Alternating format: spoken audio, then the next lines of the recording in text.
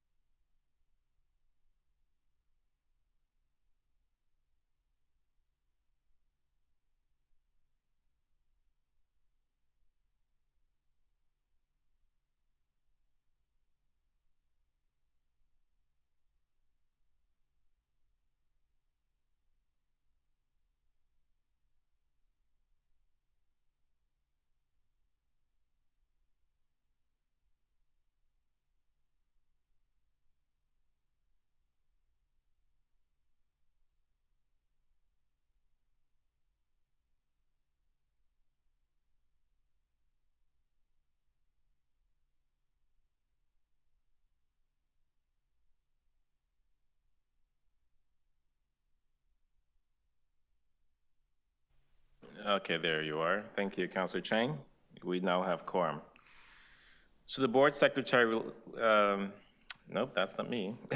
So good morning, my name is Councillor Chris Moyes and I am the chair of the Board of Health.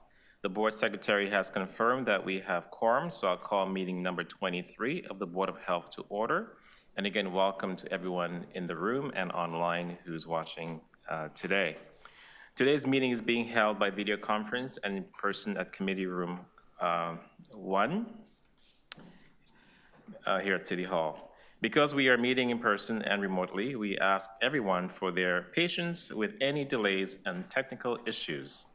If you are registered to speak at today's meeting, please listen for me to call your name. I will call speakers in the order they appear on the list. The list of speakers can be viewed online by visiting the Board of Health page at toronto.ca/council and clicking the speakers box for today's meeting. The board secretary has provided all agenda materials on toronto.ca/council and via CMP, the clerk's meeting portal. Directors, please keep your mic muted unless you wish to question staff or speak to an item, and ensure that your video is turned on. As part of each agenda item, I will ask directors to raise their hand or mute their mic if they wish to speak or to ask a question. I will then create a speakers list and will call on directors when it is their turn to speak.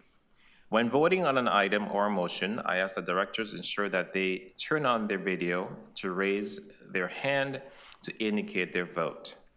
Directors, I want to remind you that you must submit and approve your motions by email. Staff are available at boh@toronto.ca to help with motions. The Board of Health acknowledges the land we are meeting on is the traditional territories of many nations, including the Mississaugas of the Credit, the Anishinaabe, the Chippewa, and the Haudenosaunee, and the Wendat peoples, and is now home to many diverse First Nations, Inuit, and Métis peoples. We also acknowledge that Toronto is covered by Treaty 13 with the Mississaugas of the Credit. The City of Toronto acknowledges all treaty peoples, including those who came here as settlers, as migrants, either in this generation or in generations past, and those of us who came here involuntarily, particularly those brought to these lands as a result of the transatlantic slave trade and slavery. We pay tribute to those ancestors of African origin and descent. Are there any declarations of interest on the Municipal Conflict of Interest Act? If you have an interest, please raise your hand or unmute your mic and indicate the item number and the nature of the interest. Seeing none online, because there's no one in the room but me. Next, we need a motion to confirm the minutes from our last board meeting on February 10th, 2025. Councillor Thompson, Director Singh, all those in favor, opposed, carried.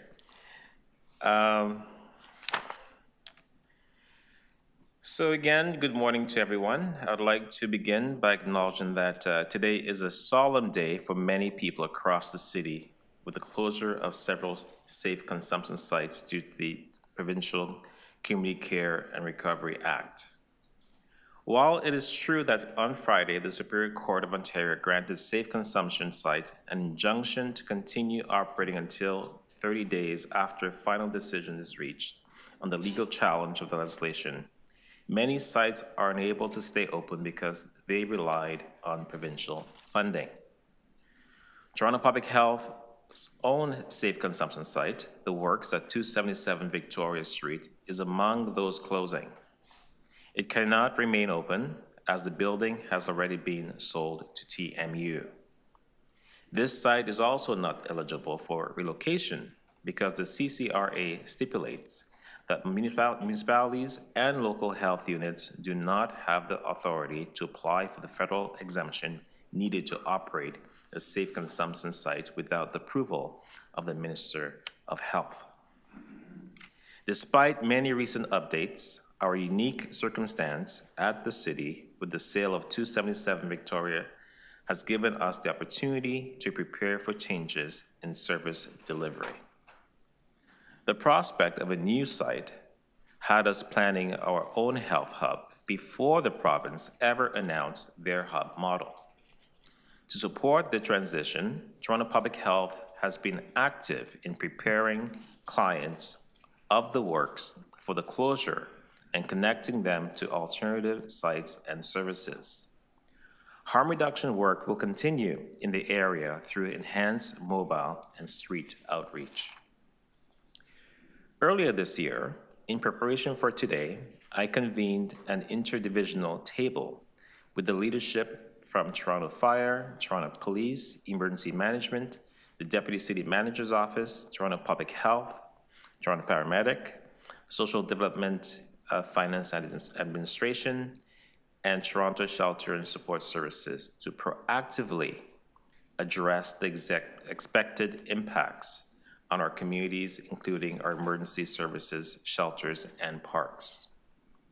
We will rely heavily on data monitoring to assess trends and allocate resources effectively, especially in the coming weeks but also in the long term.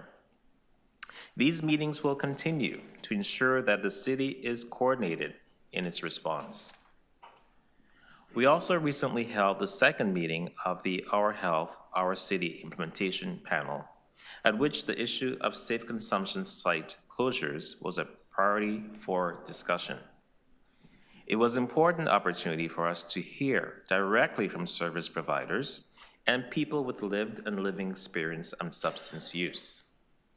Senior leadership at Toronto Public Health have been actively engaged with the Ontario Health All CTS coordination table, which is attended by all of the existing safe consumption site operators in the City of Toronto.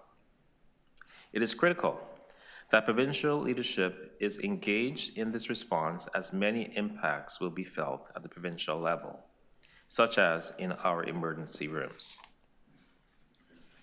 In my role as chair of the Board of Health, I have also been engaging external stakeholders, including the Toronto's Drug Checking Service and operators of safe consumption sites that will remain open to understand how we can provide support during this transition. One success we've had in connecting Toronto's Drug Checking Service with Fred Victor to begin the process of onboarding Fred Victor into the drug checking program.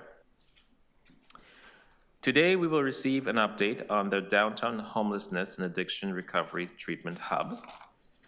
While not a replacement for supervised consumption services, this new model will allow us to provide critical primary care and case management support to our most marginalized communities. I will leave it to staff to provide more details, but I'm encouraged by the amount of work we put into developing an interim model despite how rapidly things have been evolving with the province. Preparing for the closure of safe consumption sites has been a top priority over the past few months, but the team at Toronto Public Health have been hard at work putting together updates on several other key public health issues that we will receive today.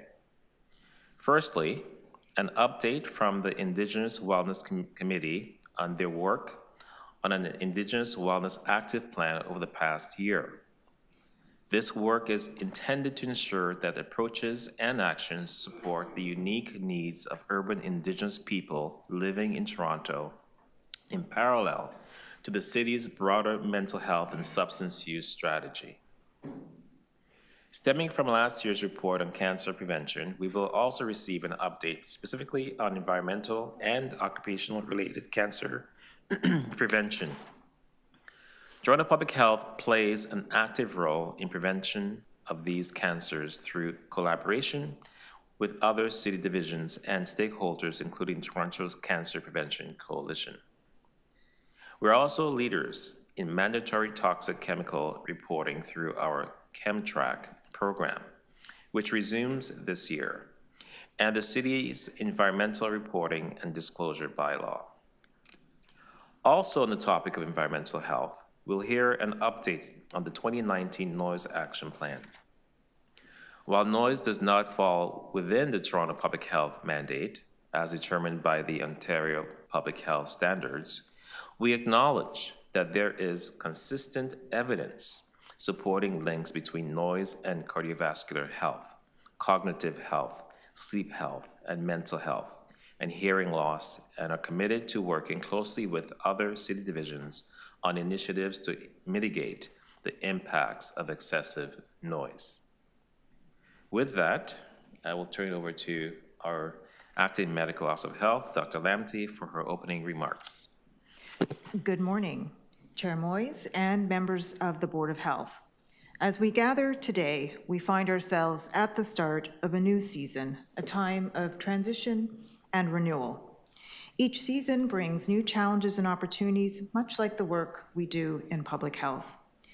It reminds us that our role is ever evolving, requiring us to adapt, respond, and plan for what is ahead. Whether it is preparing for seasonal health trends, addressing emerging public health concerns, or reinforcing our commitment to community health and well-being, this new season invites us to embrace change with purpose and clarity. While we just turned the page to a new season, we also recently entered a new chapter in Toronto Public Health's journey. Just last week, Toronto Public Health staff bid farewell to 277 Victoria Street, a space that has served as our headquarters for decades.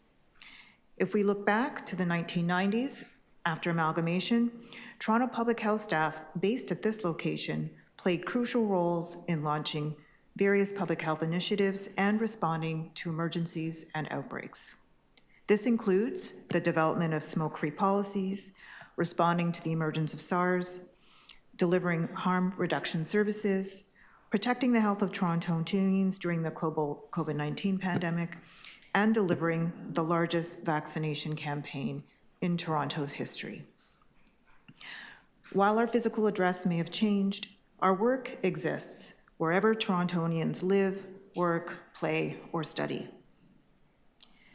Since we last convened at the Board of Health, the City of Toronto marked the 5th National Day of Observance for COVID-19 and the health, societal, and economic impacts of the pandemic.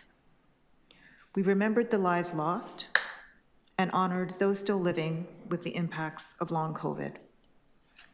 I am grateful as a resident of this city for our healthcare workers, essential workers, and public health staff who served during this immensely challenging time to protect the health of our neighbors, families, and friends.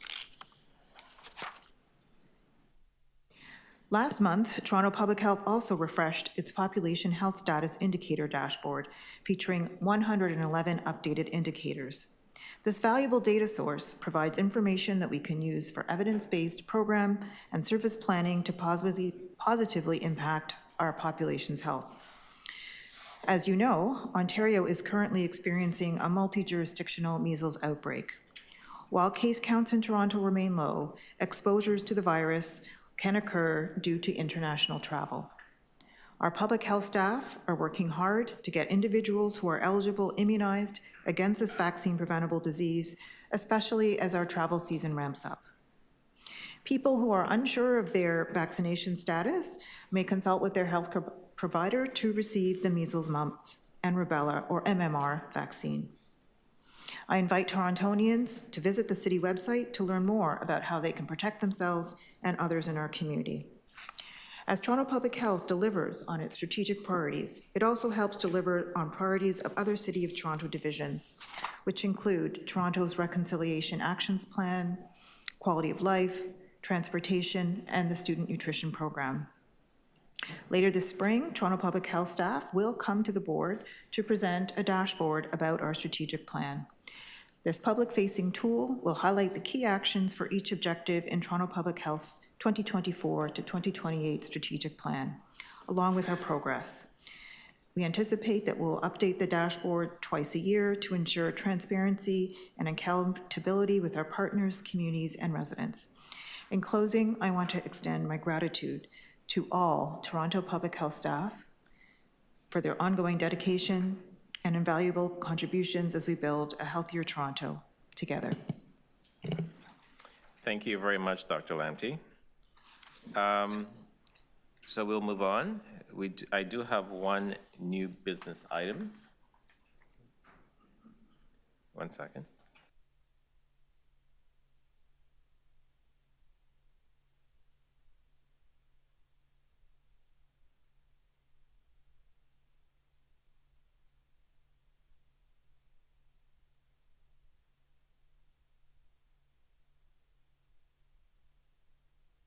All righty. I will ask Director, can I move that item? Yes, you can. Okay, I will move the new business item. It's an update on the legal challenge of the Community Care Recovery Act. This new item, I'll ask the board secretary to display the item and so that directors can review it before voting on it. Also, too, I'm going to ask that it be item number 2 on the agenda. Okay, so all those in favor of adding this item? All those in favor of adding this item? Opposed? Carried.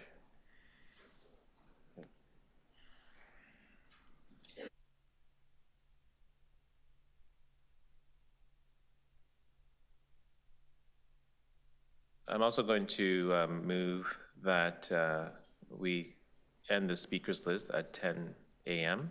I'll move that item. All those in favor? Opposed? All those in favor? Opposed? Carried. Thank you. And I see Councilor Bravo's online with us as well. So we'll go through the rundown. The first item here is item HL 23.1, Indigenous Wellness Committee update. There is a presentation on this item, so I'll hold it down. Item HL 23.2, Environmental and Occupational-Related Cancer Prevention in Toronto Public Health. Public health action. There's a presentation, so I will hold this item down. Item HL 23.3, Noise Action Plan. There's a presentation here as well, so I will also hold this item down. Item HL 23.4, City Approved Toronto Public Health 2024 Operating Budget. I'm going to ask for a mover for this item. Councilor Thompson, all those in favor?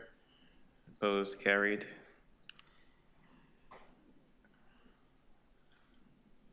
Item HL 23.5, City Approved Toronto Public Health Capital Budget and 2026 to 2034 Capital Budget.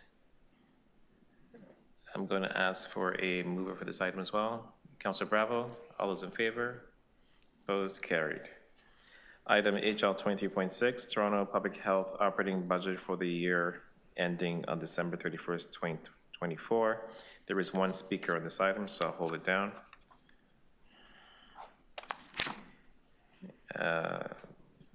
HL 23.7, Toronto Public Health Capital Budget for the year ending on December 31st, 2024. Mover, Councilor Bravo, all those in favor? Opposed? Carried. And item HL 23.8, updates on the City of Toronto's downtown homelessness and addiction recovery treatment, HART Hub. There's a presentation, so I will hold this item down. Item HL 23.9, update from the Medical Office of Health hiring panel. I will hold this item down. Yep, okay, I think that's it. So we will go back to the top of the agenda.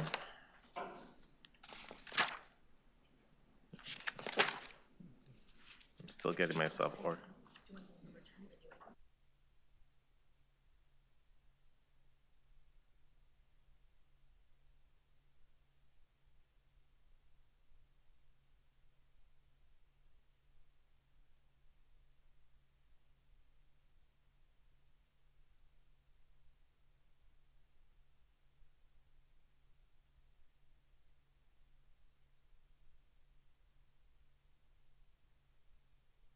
Okay, so HL 23.1, Indigenous Wellness Committee update. There's a presentation, so you want to introduce the member, the presenter, Councilor Lamptey? Dr. Lamptey. Good morning.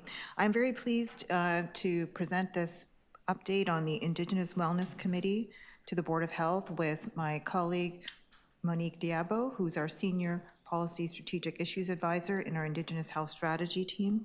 And so I'll turn over to Monique to begin. Good morning, Chair, members of the board. Mayo kisi payao Monique Diabo, neat seat kasi neo taino ikwa ganyage haga ganawage kihuan. It's an honor to be here this morning. As Dr. Lamptey shared, my name is Monique Diabo. I'm Ganyage Haga and Taino, originally from Ganawage, but I was raised out in Plains Cree territory in Kihiwin, Alberta. We're here to provide an update on the work of the Indigenous Wellness Committee and the co-development process of an Indigenous Wellness Action Plan for the City of Toronto. This initiative is a significant step towards ensuring Toronto Public Health's effort supporting mental health, addressing substance use, and promoting overall health and wellness are aligned with the needs and priorities of urban Indigenous communities. Since our last update to the board, we are grateful for the addition of an Indigenous Policy Development Officer on our Indigenous Health Strategy team, who is helping lead the work on the Indigenous Wellness Committee. Thank you, Monique. Next slide, please. In April 2023, the board recommended the co-development of an Indigenous-specific strategy for mental health and substance use. Following two Indigenous Wellness Roundness tables, co-hosted by Toronto Public Health and the Toronto Aboriginal Support Services Council, or TASC, it became clear that Indigenous-led solutions were essential to meaningful progress. The Board of Health recommended that Toronto Public Health work directly with Indigenous leadership in the community, and any action plan must be developed in meaningful partnership with Indigenous service providers that support Toronto's urban Indigenous communities. This led to the formation of the Indigenous Wellness Committee, which held its inaugural meeting in April 2024, co-led by Toronto Public Health and TASC, and made up of leadership from Indigenous service providers. Next slide, please. The committee is at present made up of 16 Indigenous service providers from both TASC and non-TASC organizations, with diverse expertise in Indigenous health and wellness and social determinants of health. Because not all Indigenous organizations have the capacity, TPH ensures that all Indigenous service providers are kept updated and ensured that they have a seat at the table. Monthly meetings are led by a local Indigenous facilitator, held in Indigenous spaces, and are opened and closed in a good way, following traditional Indigenous protocol by a local elder and knowledge keeper to help maintain culturally safe discussions. The committee's goal is to co-develop an Indigenous wellness action plan, prioritizing mental health and reducing the potential harms related to substance use. Next slide, please.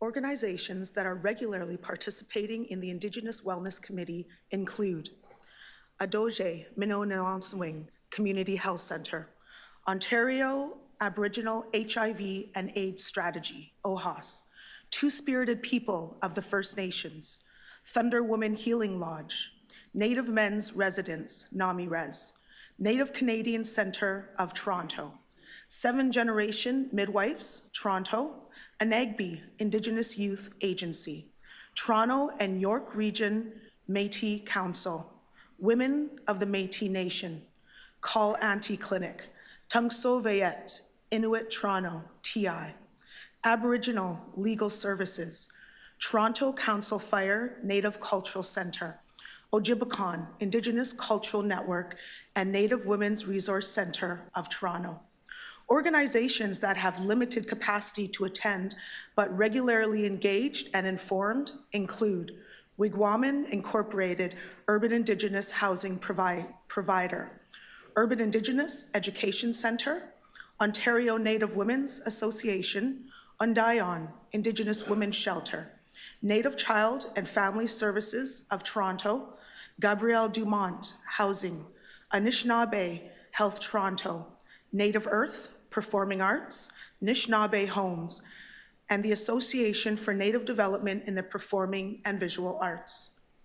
Next slide, please. Toronto Public Health's role in this work is not about leading. It's about listening and ensuring Indigenous partners have the resources and the autonomy to lead. Public health can advocate for Indigenous-led policies and funding, ensure culturally safe training for all staff, build long-term relationships with Indigenous organizations, and provide transparency and meaningful co-development from planning to implementation and beyond evaluation. Next slide, please. Mental health and substance use are public health issues requiring systemic changes. Requiring systemic solutions. Evidence-based research has demonstrated that Indigenous people are disproportionately affected and face barriers to health and wellness other populations do not.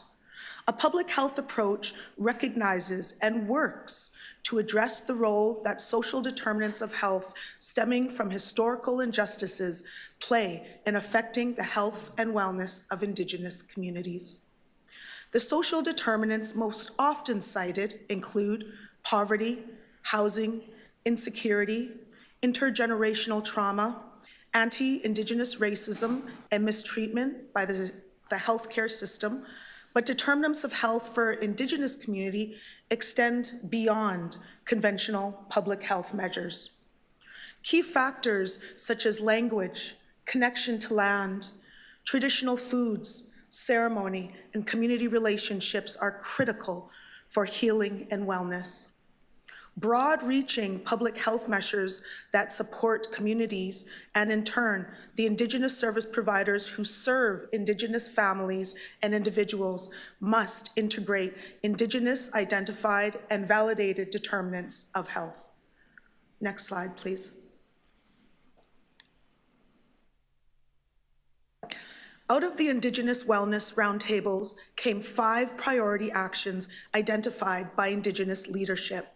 These priority actions form the backbone of the Indigenous Wellness Action Plan development process. The 5 priority actions are rapid access to addictions medicine, funding for Indigenous-led services, supportive housing, cultural safety training across health and social services, mental health supports tailored to Indigenous needs. These priorities reflect the most urgent needs of the Indigenous communities of Toronto and align with the city's Reconciliation Action Plan. Next slide, please. The committee follows the MECONS method, an Indigenous framework developed by the committee's Indigenous facilitator, Dr. Wasyabin, who is guiding the co-development process. It ensures that Indigenous knowledge and community voices guide decision-making at every stage. To provide a Western interpretation of the quadrants of the MECONS method planning wheel, we can consider the following. Vision is similar to strategic planning and goal setting, knowledge to research and data gathering, reason to analysis and decision-making, and action to policy and procedure development and implementation. The Indigenous Wellness Committee is currently in the reason stage of this work, recognizing it's not always linear and may go back and forth between the stages. Next slide, please. Since its launch in April of 2024, the committee has held 9 meetings in Indigenous spaces, actively engaged Indigenous elders to provide guidance, strengthened relationships between Toronto Public Health and Indigenous partners, moved into the reason phase of the MECONS method, where priorities are being analyzed for strategic action. This progress demonstrates the co-development, when done correctly, takes time and intentionality. Next slide, please.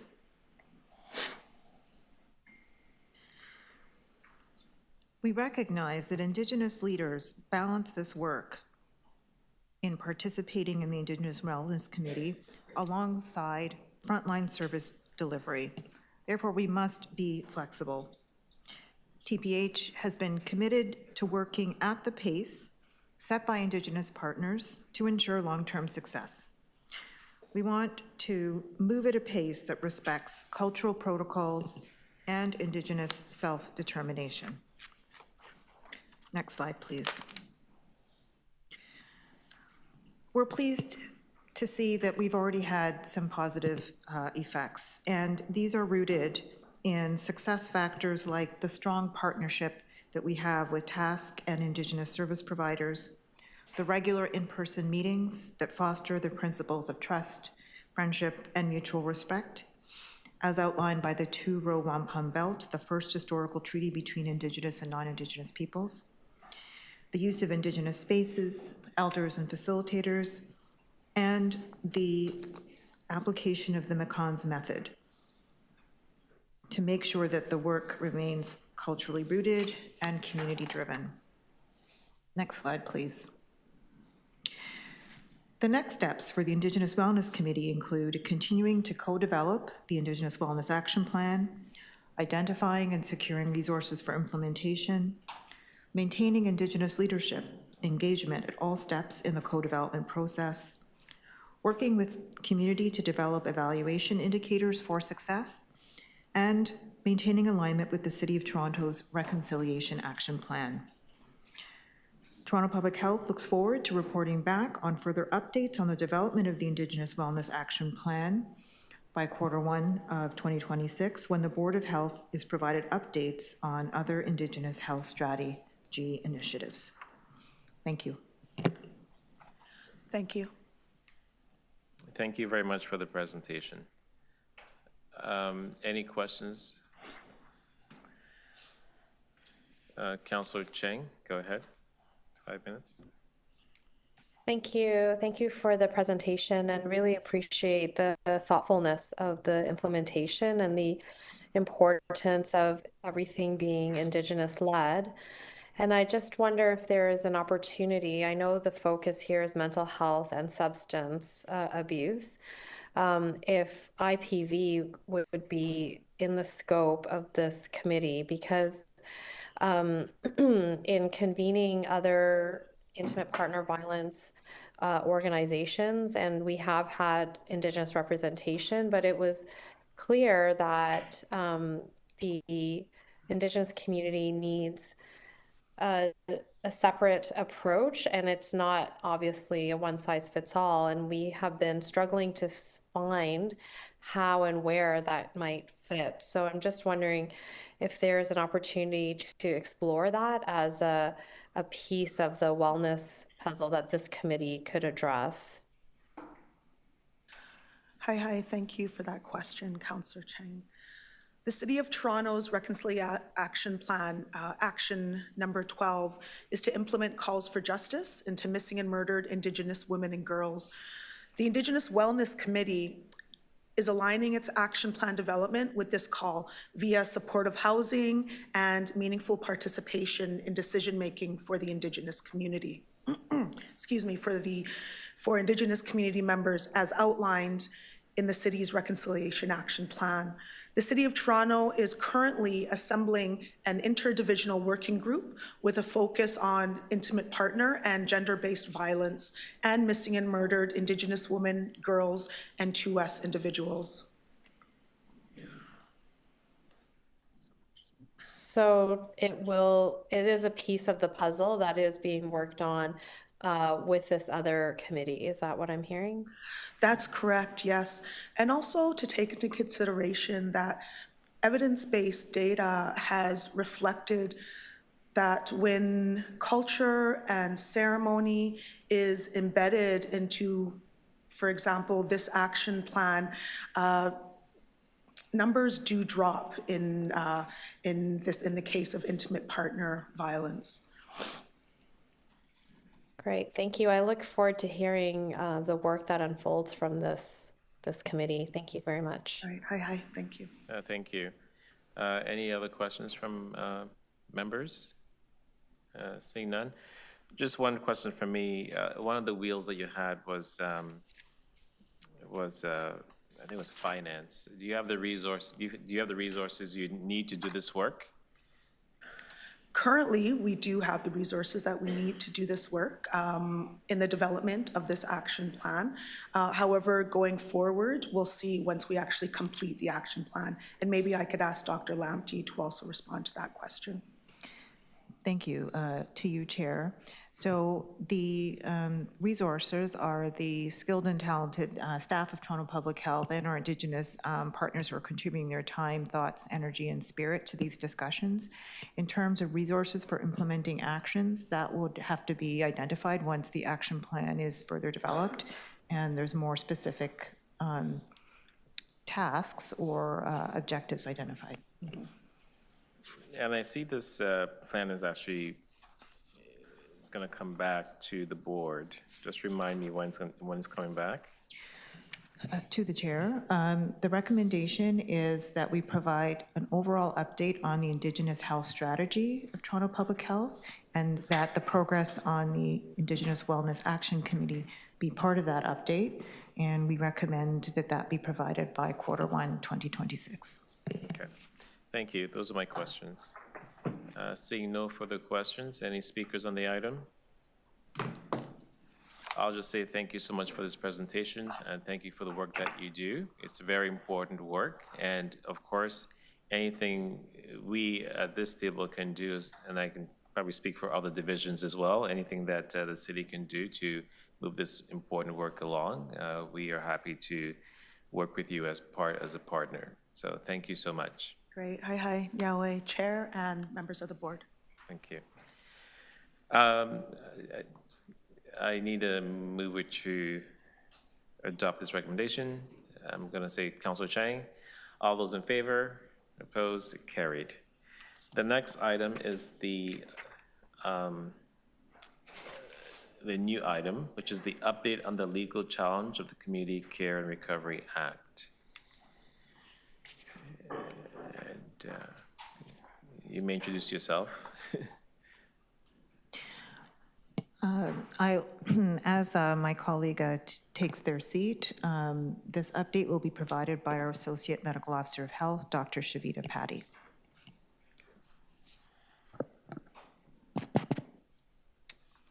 Thank you, Chair Moyes and members of the Board of Health. Before I begin, I want to acknowledge all of the commitment and dedication of the Works team, who through the years have saved numerous lives and positively impacted the health of our community. Next slide, please. As the board is aware, Toronto, like other Canadian cities, is facing a devastating drug toxicity epidemic. The drug supply has become increasingly toxic and unpredictable. Between 2015 and 2023, approximately 3,400 people died of opioid-related toxicity in Toronto. I want to reframe this. This is 3,400 people in our community who were someone's loved ones. In 2024, Toronto Paramedic Services attended 4,302 calls for suspected opioid overdoses. And in 2023, staff across 10 of Toronto's supervised consumption sites responded to 2,296 overdoses and supported 94,872 client visits. Emergency departments received 2,941 visits and 456 hospitalizations due to opioid poisoning at Toronto hospitals. In 2023, 26% of accidental opioid deaths in Toronto were amongst people experiencing homelessness. Next slide, please. As a reminder, our work in substance use at the city is guided by Our Health, Our City, which is the Board of Health endorsed, in November 2023. Our Health, Our City is the City of Toronto's comprehensive strategy to reduce substance use-related harms and promote mental health and well-being. An implementation panel, including experts and people with lived experience, including people who use drugs, provides advice to support the implementation of this strategy. TPH had a valuable discussion with this panel just on March 3rd recently, where we heard a request for more coordination around all the work related to the impacts of the SCS closures, especially with people with lived experience. TPH is continuing to work with panel members and divisional partners on engagement opportunities. Next slide, please. While other supervised consumption sites in the city can continue to operate as the court considers the charter challenge, Toronto Public Health Supervised Consumption Services will close effective today, April 1st, 2025, due to the sale of 277 Victoria Street.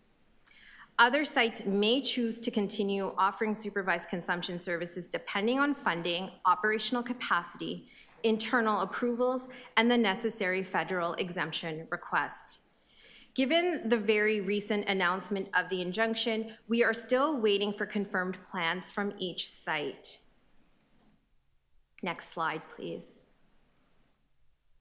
TPH's harm reduction service model is focusing on the ground community support through outreach teams that meets clients where they are at. Outreach teams will be visiting hotspot areas across the city and working to connect clients to available services. This includes Yonge and Dundas area, as our outreach team will be working near 277 Victoria to help navigate clients to these services. Next slide, please.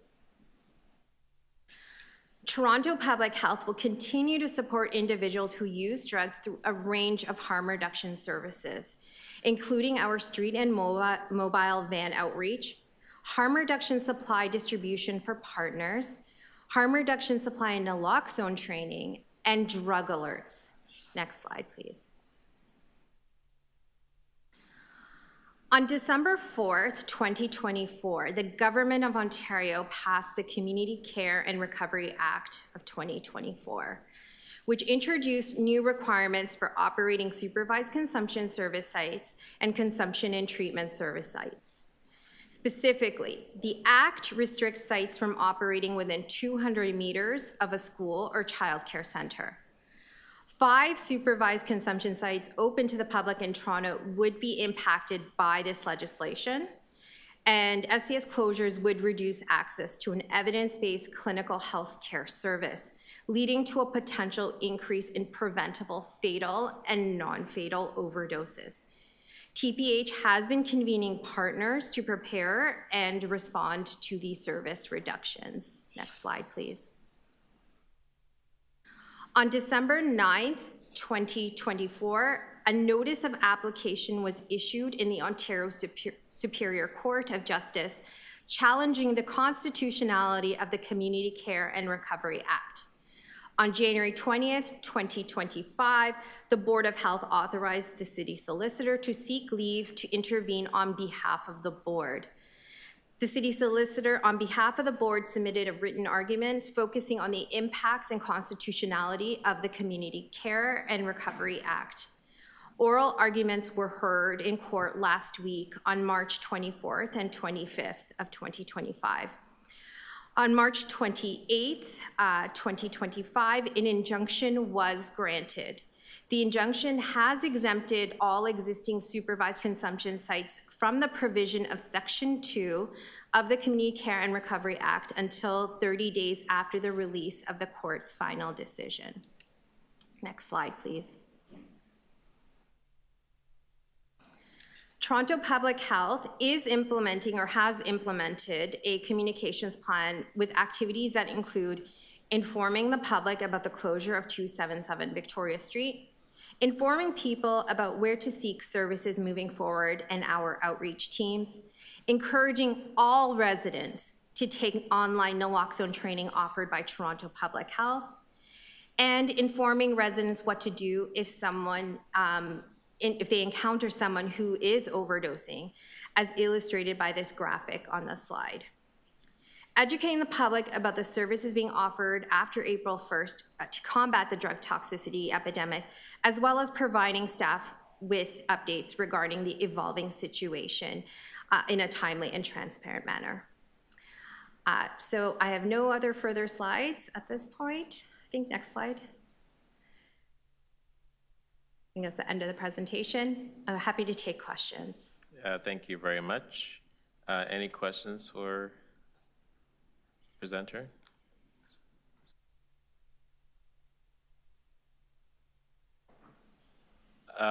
Councillor Chang, go ahead. Thank you. I'm just wondering what type of data collection is going to happen now in light of this significant change in our city.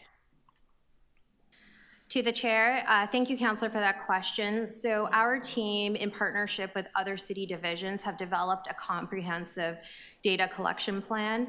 So this will include data from our first responders, from solid waste management.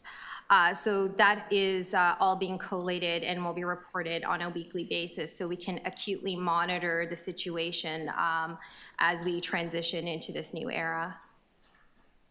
And what type of public reporting will happen in this process? So you'll have weekly updates, but will they be on a dashboard, or where will people be able to see what's happening? To the chair, thank you, Councillor. So my understanding is, while some of that reporting would be more internal, we still have our public dashboard, the TOIS dashboard. So that will be updated on our routine monthly basis. And that includes data around paramedic calls, number of fatal overdoses, and if there are some sites who are open, who are willing to give us their data, ongoing visits for supervised consumption services. So that will be made public, and we will also continue to monitor the data on a daily basis internally, and if we have to issue a drug alert, those would be administered publicly as well. And what kind of data or science methodology is being used in the implementation of the HART hubs? Who is designing and prescribing those services? Is it the city or is it the province? To the chair, my understanding, Councillor, is the evaluation of the HART hubs is an undertaking by our provincial counterparts. They are really leading the charge in that regard, and we would engage as a collaborative partner in regards to providing potentially data around that. But sort of the oversight, my understanding, is through the Ministry of Health. So I'm asking more about the design of the model of HART hubs. So, Okay. we talked about the safe injection sites being based on scientific research, and I'm just wondering what type of research and data is being used to shape the model that will form the operations of the HART hubs. So, sorry, one moment. There is an item on the agenda that speaks to this directly, but Dr. Lamptey is going to maybe chime in a little bit. Okay, thank you. Yes, to the chair. So the provincial government has outlined their objectives in terms of what they would like HART hubs to achieve. And the actual design of the local service delivery is up to the applicants who put in a proposal for a HART hub. And in the City of Toronto, our downtown HART hub application involves many partners, including clinical and community groups. And their experience of working with people who use substances and people who are underhoused is what informs the design of the HART hub. Great, I'll save the rest of my questions for when the next item comes up. Thank you for these answers. Thank you. I do have a question myself. So yesterday I attended the Regent Park Health Center, the closing of the supervised consumption sites. And so many members of the public are somewhat confused as to why these facilities continue to close when there is a court injunction saying that they don't have to. So perhaps for the public's sake, maybe sort of elaborating as to why these facilities are closing when they don't have to at this point in time. Yes, to you, the chair. It's a very dynamic situation right now, and unfortunately, I can't speak on behalf of these organizations. As we mentioned, the sites, while there is the injunction, it is contingent on funding and other caveats that must be met. So I unfortunately can't speak to Regent Park or the other sites. I will here maybe take the opportunity to defer to my colleagues from Legal Services if they have any additional thoughts they'd like to add. No? Okay.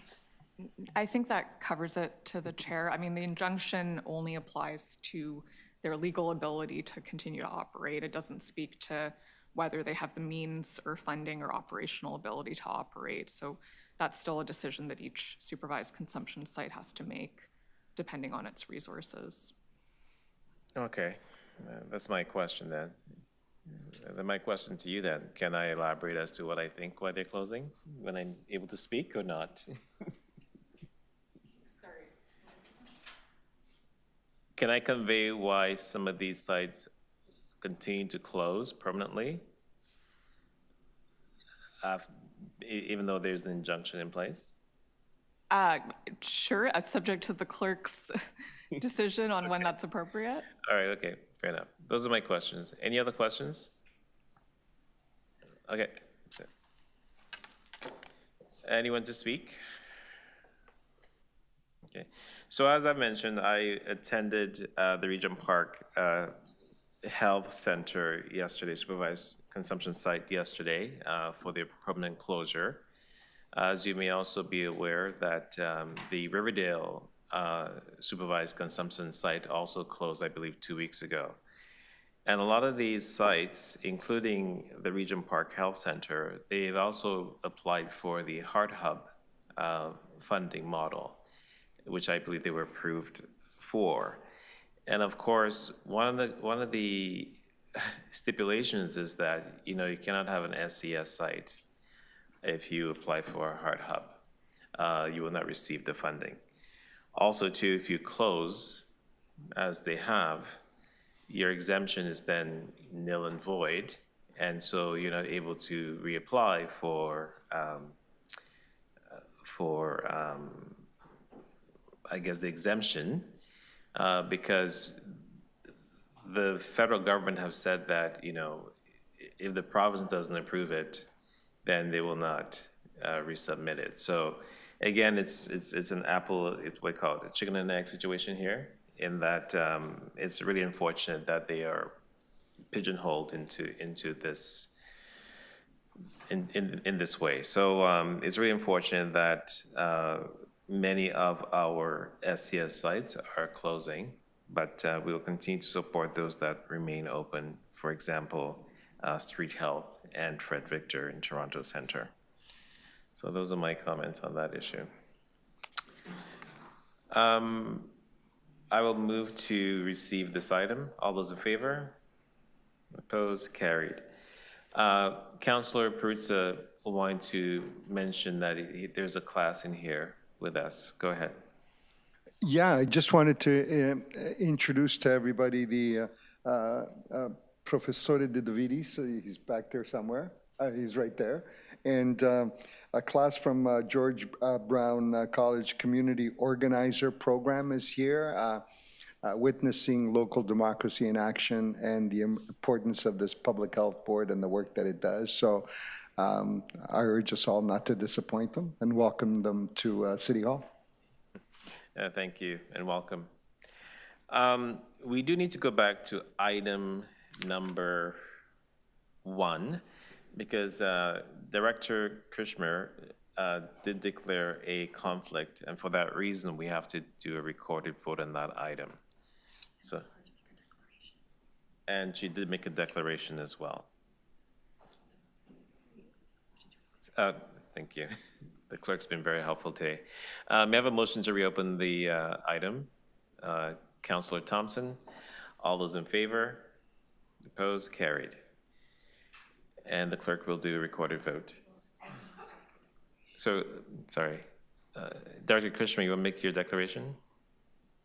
I've submitted a formal declaration of conflict of interest as I am an employee of TASK, the partner agency named on the item. So recusing myself from any comment or vote regarding item HL 23.1. Yeah, we'll go. Okay, thank you.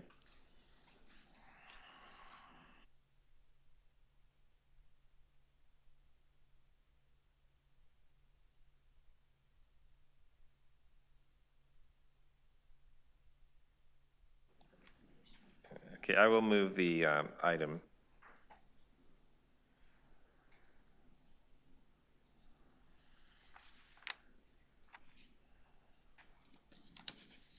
So on the item, recorded vote, Councillor Moyes, how do you vote? In favor.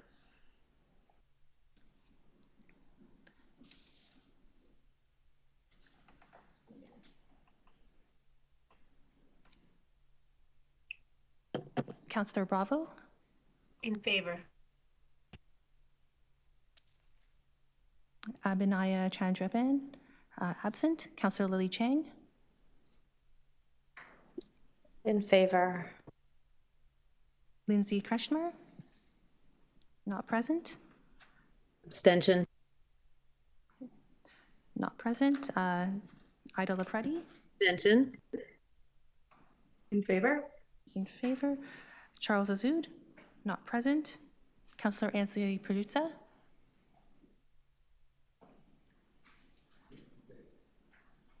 In favor. Suman Roy?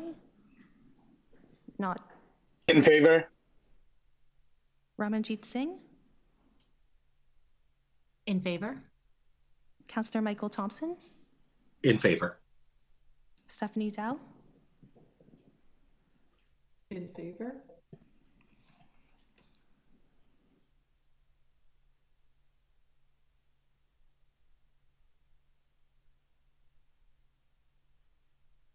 Okay, the item carried. Thank you.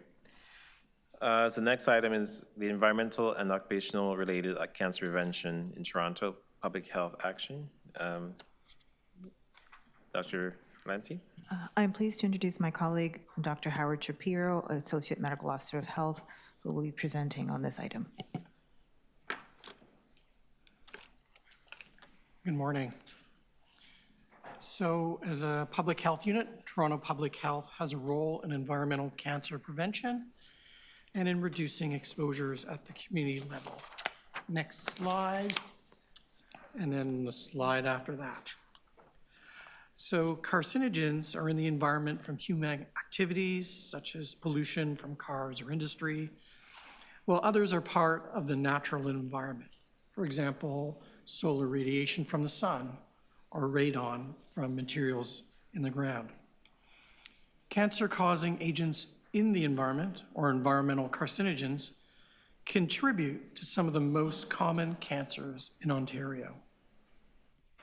Data indicates that the environmental burden of cancer in Ontario from environmental carcinogens falls between estimates for other cancers.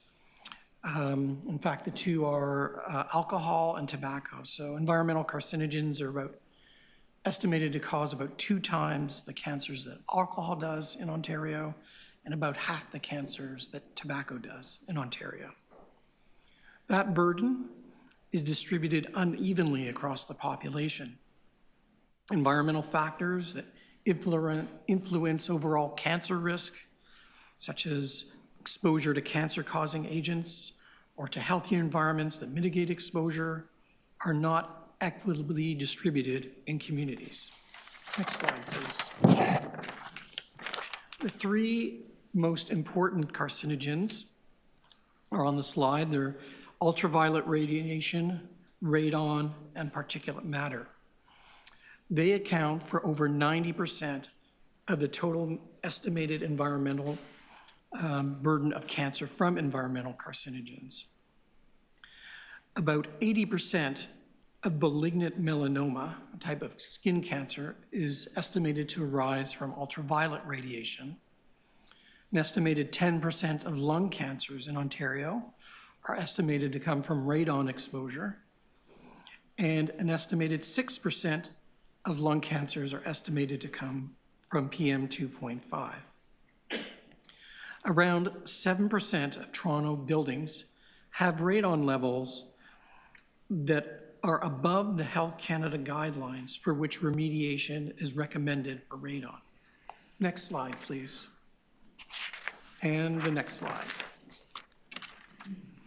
Ontarians spend about 33% of their waking time at work. And at work, they're at risk of exposure to carcinogens. And this varies by industry and role, and often these cancers can take decades to appear. The 4 occupational carcinogens with the largest burden of cancer in Ontario, are solar radiation, asbestos, diesel engine exhaust, and crystalline silica. The slide before you shows a well-established occupational health framework, which is called the hierarchy of controls, with the controls at the top being the most effective and preferred, and those at the bottom being the least effective or preferred. Briefly, getting rid of something is the most effective strategy, and after that is substitution with a less hazardous product. And that the least preferred method is providing people with personal protective equipment to reduce their exposure. Policy changes, in addition to these workplace-based measures, can limit exposure to these risk factors and prevent occupational cancers. Next slide, please. And the one after that. All 3 levels of government have overlapping or complementary jurisdiction and responsibilities for reducing the public's exposure to toxic substances, including carcinogens, and the range of tools to do so vary according to their legal authority. Often, when approaching a situation, we'll work collaboratively across the different levels of government. Addressing upstream exposures and preventing subsequent environmental cancers requires collective efforts from multiple levels of government and industry. Next slide. And the one after that. Here's how we, at Toronto Public Health, go about reducing exposures to carcinogens in the public. We contribute to community cancer prevention and exposure reduction while working with other levels of government and partners, and by taking action within local public health scope and mandate. Requires ongoing collective action to address underlying risk factors. So I'll provide some examples, or an example in each of the categories you can see before you or on the screen. In terms of collaboration and advocacy, you may remember that Toronto Public Health, with partners in the city and community, developed a pesticides bylaw around the use of cosmetic pesticides in the city. This also led to the eventual development of an Ontario-wide law called the Cosmetics Pesticides Ban Act. In terms of health promotion, this is something we do to address the risk from radon. We take and amplify messages for the public to become aware of the risk, because often it's not something that people are aware of, and give them ways to reduce their exposure. Federal government is actually quite active in this, and we help amplify what they're doing. In terms of monitoring data and evidence, we are a knowledge user for research led by Environment Climate Change Canada, focused on improving the state of knowledge about air pollution conditions during the winter. Studies called SWAP IT, the study of winter air pollution in Toronto. And having this information helps fill gaps in our knowledge that will allow us to improve for future actions. The last thing on the slide is inspection and enforcement. As part of our mandate through the Health Protection and Promotion Act, we respond to complaints and, where appropriate, conduct investigations or inspections. One example that happens not infrequently is a substance called trichloroethylene, commonly used in industries locally and in dry cleaners. And when there are redevelopment proposals, the proponent is required to do an environmental assessment. And as part of that, they may discover that the soil is contaminated with trichloroethylene. And while the Ministry of Environment regulates this substance in the environment, they turn to us to help with managing the human exposures as a result of this information. Next slide, please. When Council established the Toronto Municipal Code, Chapter 423, the Environmental and Reporting and Disclosure Bylaw, this led to the creation of the ChemTrack program, which is unique in Ontario. Toronto Public Health administers this program. ChemTrack aims to protect public health by reducing 25 priority toxic chemicals in Toronto's air, including PM 2.5. As the name of the bylaw suggests, one of the key purposes is for business that use and release any of these 25 priority chemicals to report this information to TPH every year. The ChemTrack program was paused during the COVID pandemic and has been reactivated in early 2024. This year, the program is focused on re-engaging with supporting facilities required to report, using data, updating our data collection databases, and refreshing online tools and guidance documents. Next slide, please. So we use an overall strategy to reduce environmental exposures to environmental carcinogens. We gather the evidence related to exposures and harm for Toronto residents. We apply that information to identify ways to reduce risk within the role and mandate of local public health, and also use collaboration with others where it can help. And lastly, we raise awareness of primary cancer prevention measures by facilitating access for the public, equity-deserving populations, and other stakeholders to evidence-based and clear information. Thank you. Thank you for your presentation. We do have 3 speakers on this item. Kelly McIntosh, are you here? So Dr. Sperry could actually take a seat elsewhere. Is she online?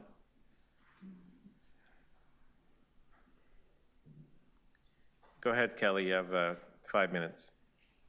Hello, can you hear me? Yes, we can hear you. Good morning. I am here to request that the Board of Health instruct Toronto Public Health to proactively educate the public on the importance of clean indoor air. Most people are unaware that the majority of exposures to the carcinogens and pathogens that can lead to increased risks of cancer is through breathing poor quality indoor air. These pollutants accumulate in indoor air when ventilation and air filtration are not adequate. Clean air protects us from the negative effects of pollution, wildfire smoke, airborne illnesses like Epstein-Barr virus and tuberculosis, all of which are associated with later development of cancers, and COVID, which may also prove to be due to the damage it causes our immune system. Investing in clean air will have a positive impact on our current health, while lessening the demands on our healthcare system in the short term and preventing illnesses that burden our healthcare system in the long run. One challenge we face is that most people don't even know that the quality of the indoor air they share with others is a concern. Toronto Public Health has not been vocal enough in educating us about the risks of breathing dirty indoor air, and more so, how easy it is to reduce these risks. As a parent, I am particularly concerned how this poor information sharing impacts children. Since children are mandated to attend school, and schools are the work environment for education staff, the lack of protection from airborne diseases and indoor air pollution may be viewed as an occupational exposure that can have serious, long-term consequences on their health. In February, at the request of Clean Indoor Air Toronto, a citizens advocacy group, Toronto Public Health sent the TDSB a letter from Dr. Finkelstein on the nature of airborne disease transmission and 2 infographics titled How Do Respiratory Viruses Spread and 4 Steps for Self-Protection. These 2 infographics contain essential information that most members of the public don't yet understand. In polling parents of multiple schools in my ward, only a few of them received Dr. Finkelstein's letter in school communications, and not one of them received the infographics. I've been advocating to my own trustee to share these infographics since February, and only yesterday did he agree to ask principals in my ward to send these visual representations of the protective steps families can take to their school communities. In a parent-teacher meeting, My child's teacher volunteered that she always keeps the air purifier turned on in their classroom. That's terrific, I thought to myself. But then she continued to tell me that she makes sure it is positioned around the corner so the dirty air won't blow on the children.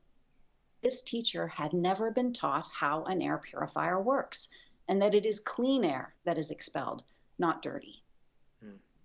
I share these anecdotes to illustrate how uninformed even well-meaning members of the public are about how easy it is to prevent the spread of airborne infections. As per TPH's own infographics and their website, stay home when sick, wear high-quality, well-fitted masks, increase airflow and ventilation, and avoid indoor crowded areas with poor ventilation. TPH has the right message, but the information is not being proactively shared, and it is difficult to find buried on multiple pages across the website. Information is only useful when we know it. Therefore, I ask that the Board of Health direct TPH to take these 3 steps. Advocate for the City of Toronto to adopt an indoor air quality policy and bylaw that applies to all indoor public spaces, not just where municipal employees work. 2, run a public education campaign on how air pollutants and airborne infectious diseases are harmful to long-term health, including leading to an increased risk of cancer. 3, publish guidelines on what constitutes clean, safe-to-breathe air, how to improve indoor air quality with easily available tools, and guidance on how to reduce exposure to indoor air pollution and airborne infectious diseases. Advocate, educate, publish clean air standards and tools. Thank you. Thank you. Any questions for the deputant? Seeing none, thank you for your deputation today. Next up is Dr. Hinninger. Online, okay.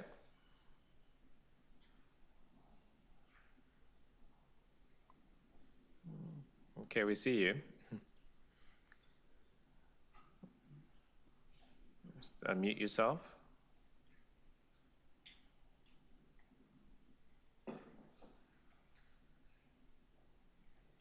Can you hear me, Dr. Hinninger? Yep. You may start.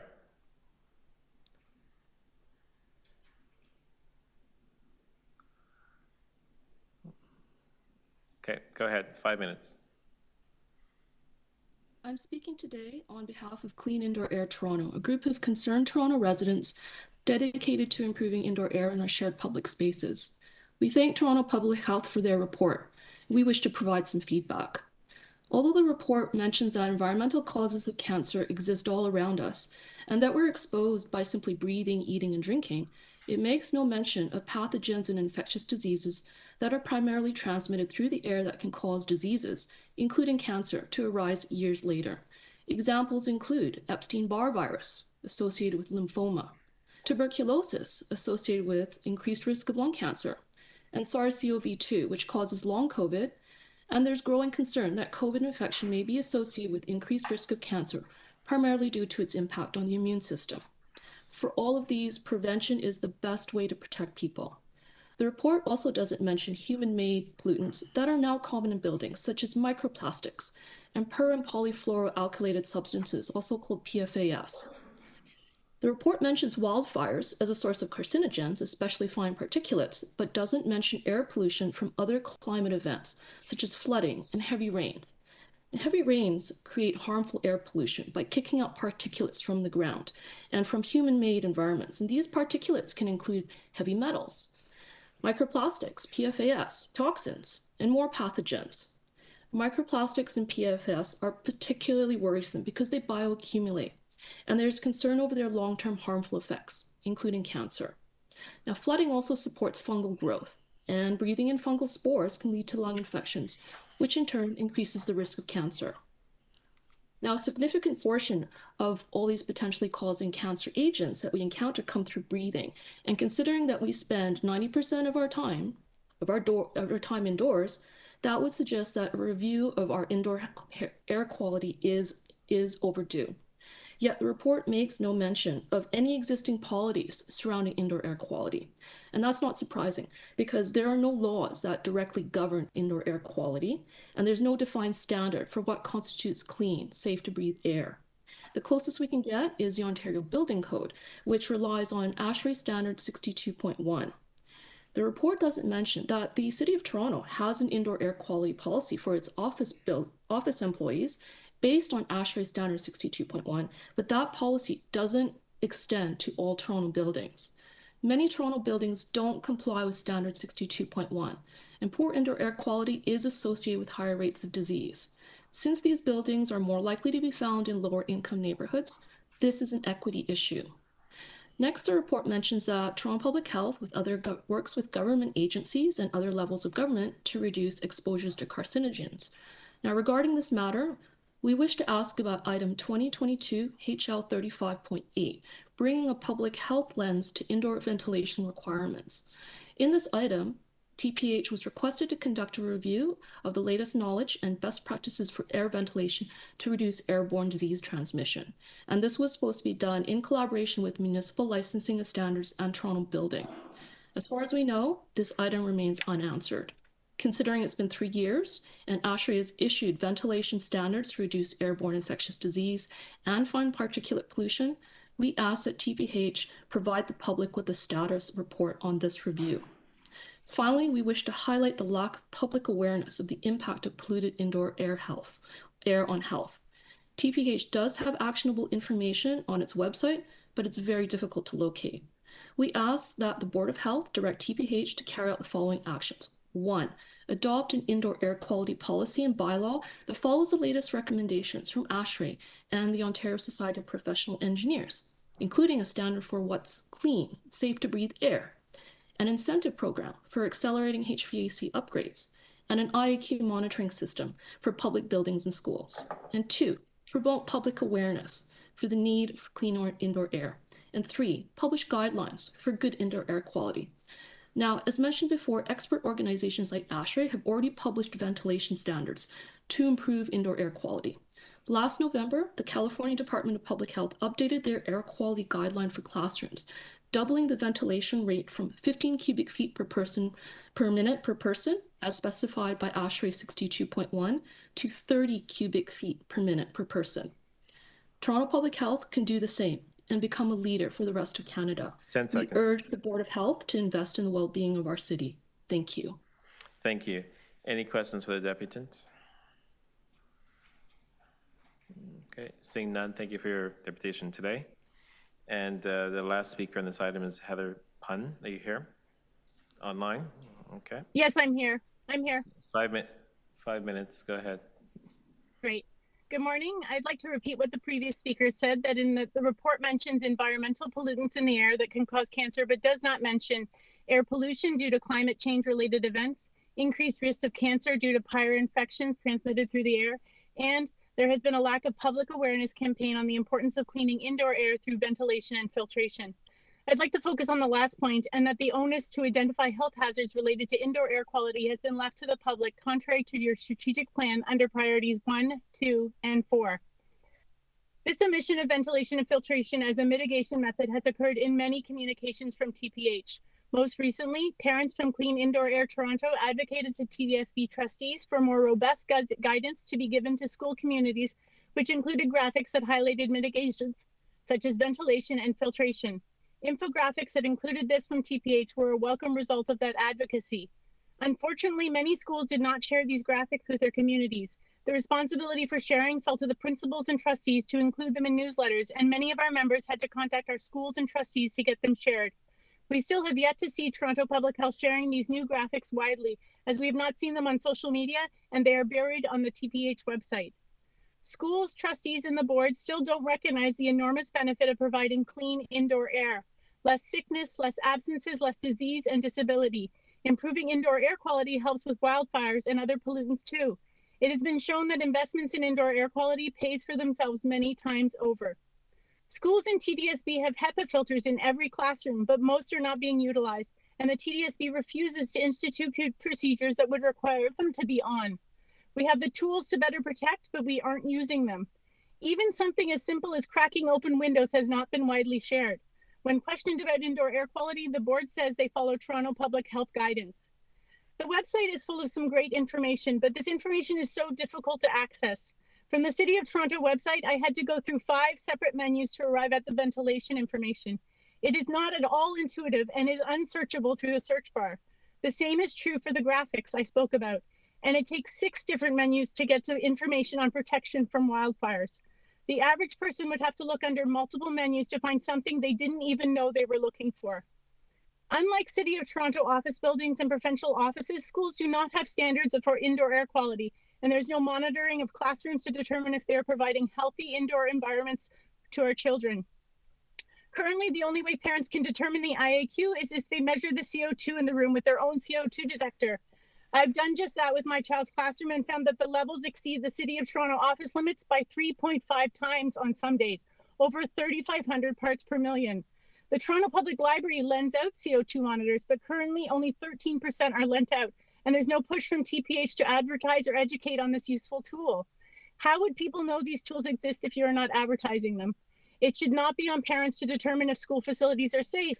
Schools and other public spaces should be as safe as city employees enjoy, but without a formal IQ policy covering these spaces are not measured for compliance. Your proposed action puts the onus on members of the public to make a complaint about a potential health hazard. How are people supposed to do that if they are unaware of the health hazard in the first place? TPH has a duty to protect population health by raising awareness of the risks associated with air pollutants and infectious diseases commonly encountered in our built environment, as well as the air pollutants and pathogens created by climate change-related events, namely flooding and heavy rain. I urge the Board of Health to direct TPH to advocate that the City of Toronto take the following actions to promote clean air by adopting an indoor air quality policy and bylaw that follows the latest recommendations from MASHRAE and OSPI. Investing in an incentive program to accelerate HVAC upgrades and retrofits to help meet the standards, and instituting an IAQ monitoring system for indoor levels of carbon dioxide, CO2, and PM 2.5 for municipal buildings and public schools, which includes public real-time recording of collected data. Promoting public awareness by running an education campaign on the importance of clean indoor air for good health and how air pollutants and airborne infectious diseases that concentrate in poorly ventilated indoor spaces are harmful to long-term health, including an increased risk of cancer. Publishing guidelines for good indoor air quality and giving people the tools to measure these spaces with CO2 monitors from libraries and guidance on how to reduce exposure to indoor air pollution and airborne infectious diseases. Many jurisdictions are already enacting these initiatives and keeping their citizens safer and healthier. I urge the Board of Health to invest in the well-being of our city by directing TPH to take actions that promote access to clean indoor air. Thank you. Thank you. Any questions for the deputy? Seeing none, thank you. The clerk would like me to remind directors to keep your cameras on for quorum purposes.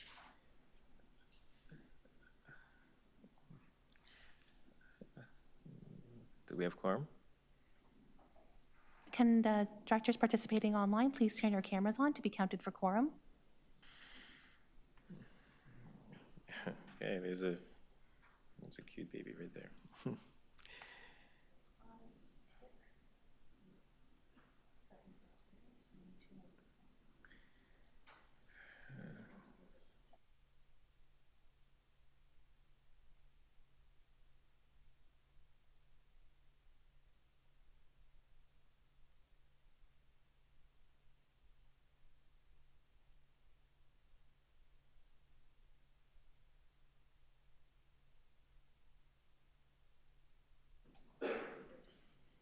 Councilor Bravo, are you there?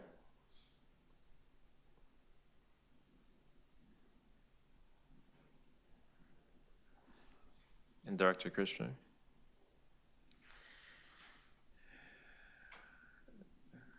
Okay, sorry about that. Cute baby. We love the baby. Yeah, I'll go. Thank you. Councilor Peruzza stepped out, so we need one more person. I think Dr. Zhao stepped away as well, who also has a baby. I'm assuming that's where she's at. We'll wait for a minute.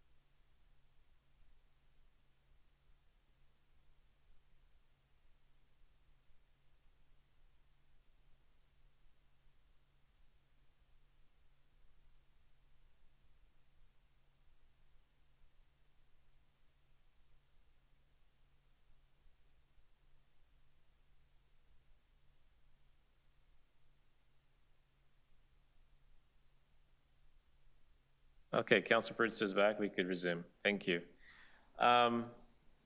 Any questions for Dr. Sparrow from members? Councilor Chang, go ahead. Thank you. Thank you for the presentation. We heard from the deputants that there was supposed to be a ventilation review with MLS and building. And I'm just wondering, is that report going to be coming back to council or to the Board of Health in this year? I can't give you the precise timing, but there is ventilation standards that are going to be considered as part of phase 2 of the property standards bylaw review, and it is expected to begin later this year. And the deputants also mentioned school air quality. And I'm wondering, what is the relationship between Toronto Public Health and the TDSB in terms of monitoring or enforcing air quality? Through the chair, we don't have a direct enforcement role. We're not, inspecting schools on a regular basis. However, we will respond to concerns or complaints from members of the public about air quality, including in schools. We work collaboratively with schools on a variety of health promotion issues, and if they're interested in air quality, that would be something we would do. I think so that's if it. if we had an updated building standard, then would we be holding schools to that same standard? So I think it would depend on what you mean by that. If it's a city policy, then I'd have to consult with our lawyer about whether we would have jurisdiction in school buildings in terms of what our authority is necessarily. To the chair, I would add that the regulatory authority within schools lies with the province. The Ministry of Education directs the policies in that setting. One of the deputants also mentioned an education campaign, and I know that there are so many issues in our city that require education campaigns. I'm sure there's quite a docket for TPH, and I'm just wondering, is there an air quality campaign that will be happening at all in this year?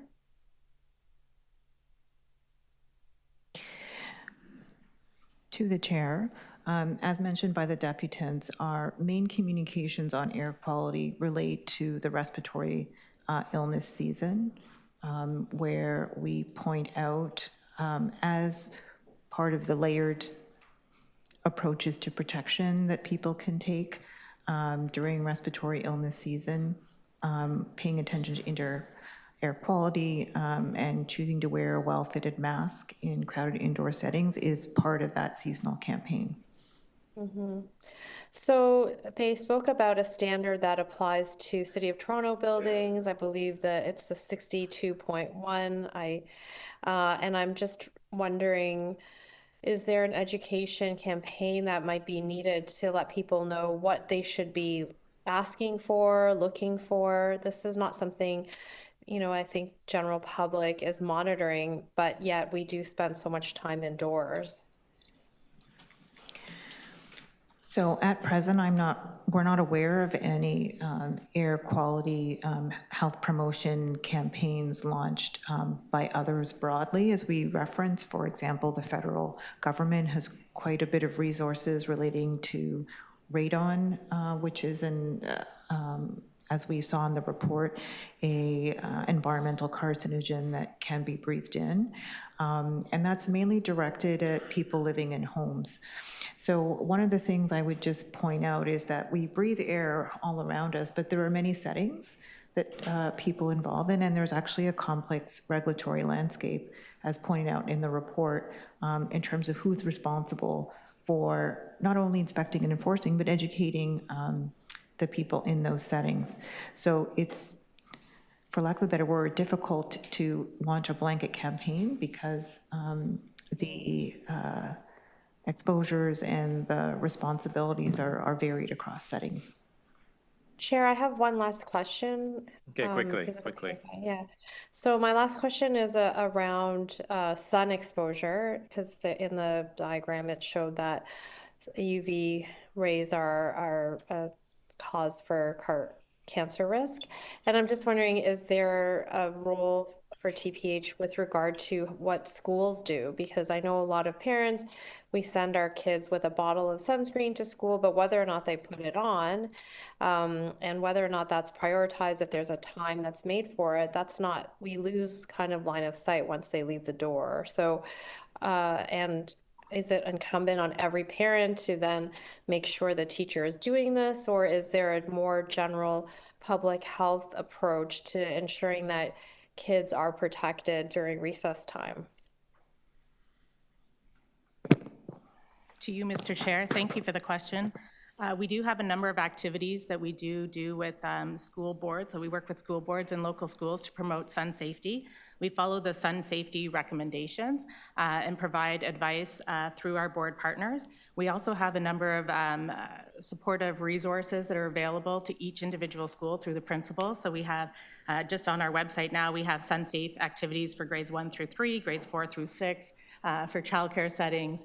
Our school liaison public health nurses are also available to consult with their schools as requested to provide additional information and research as appropriate. Okay, thank you. Councillor Thompson, go ahead. Thank you, Mr. Chair. Through you to the staff. Listening to the deputants, and I want to thank them certainly for coming in and making their deputation. Obviously, it's a serious concern, and I realize about the complexity of the mention as part of the regulation and the landscape, and recognizing there are a lot of interdepartment and or municipal as well as provincial and I guess federal agencies regarding health and so on. I'm just wondering, are we doing enough and are we playing enough of a role from an advocacy perspective that the public would expect from public health, such that, for example, reaching out to the Ministry of Environment, Ministry of Education, in order to bring forward the concerns that we're being made aware of here today? I'm just wondering, are we doing enough, and can we do more if we are doing a significant amount, which it seems that we are doing something, but can we do more, and are we doing enough?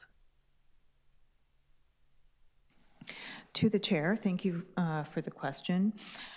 In terms of what we are doing, we do have regular calls with our public health colleagues that involve all public health units and the Ministry of Health.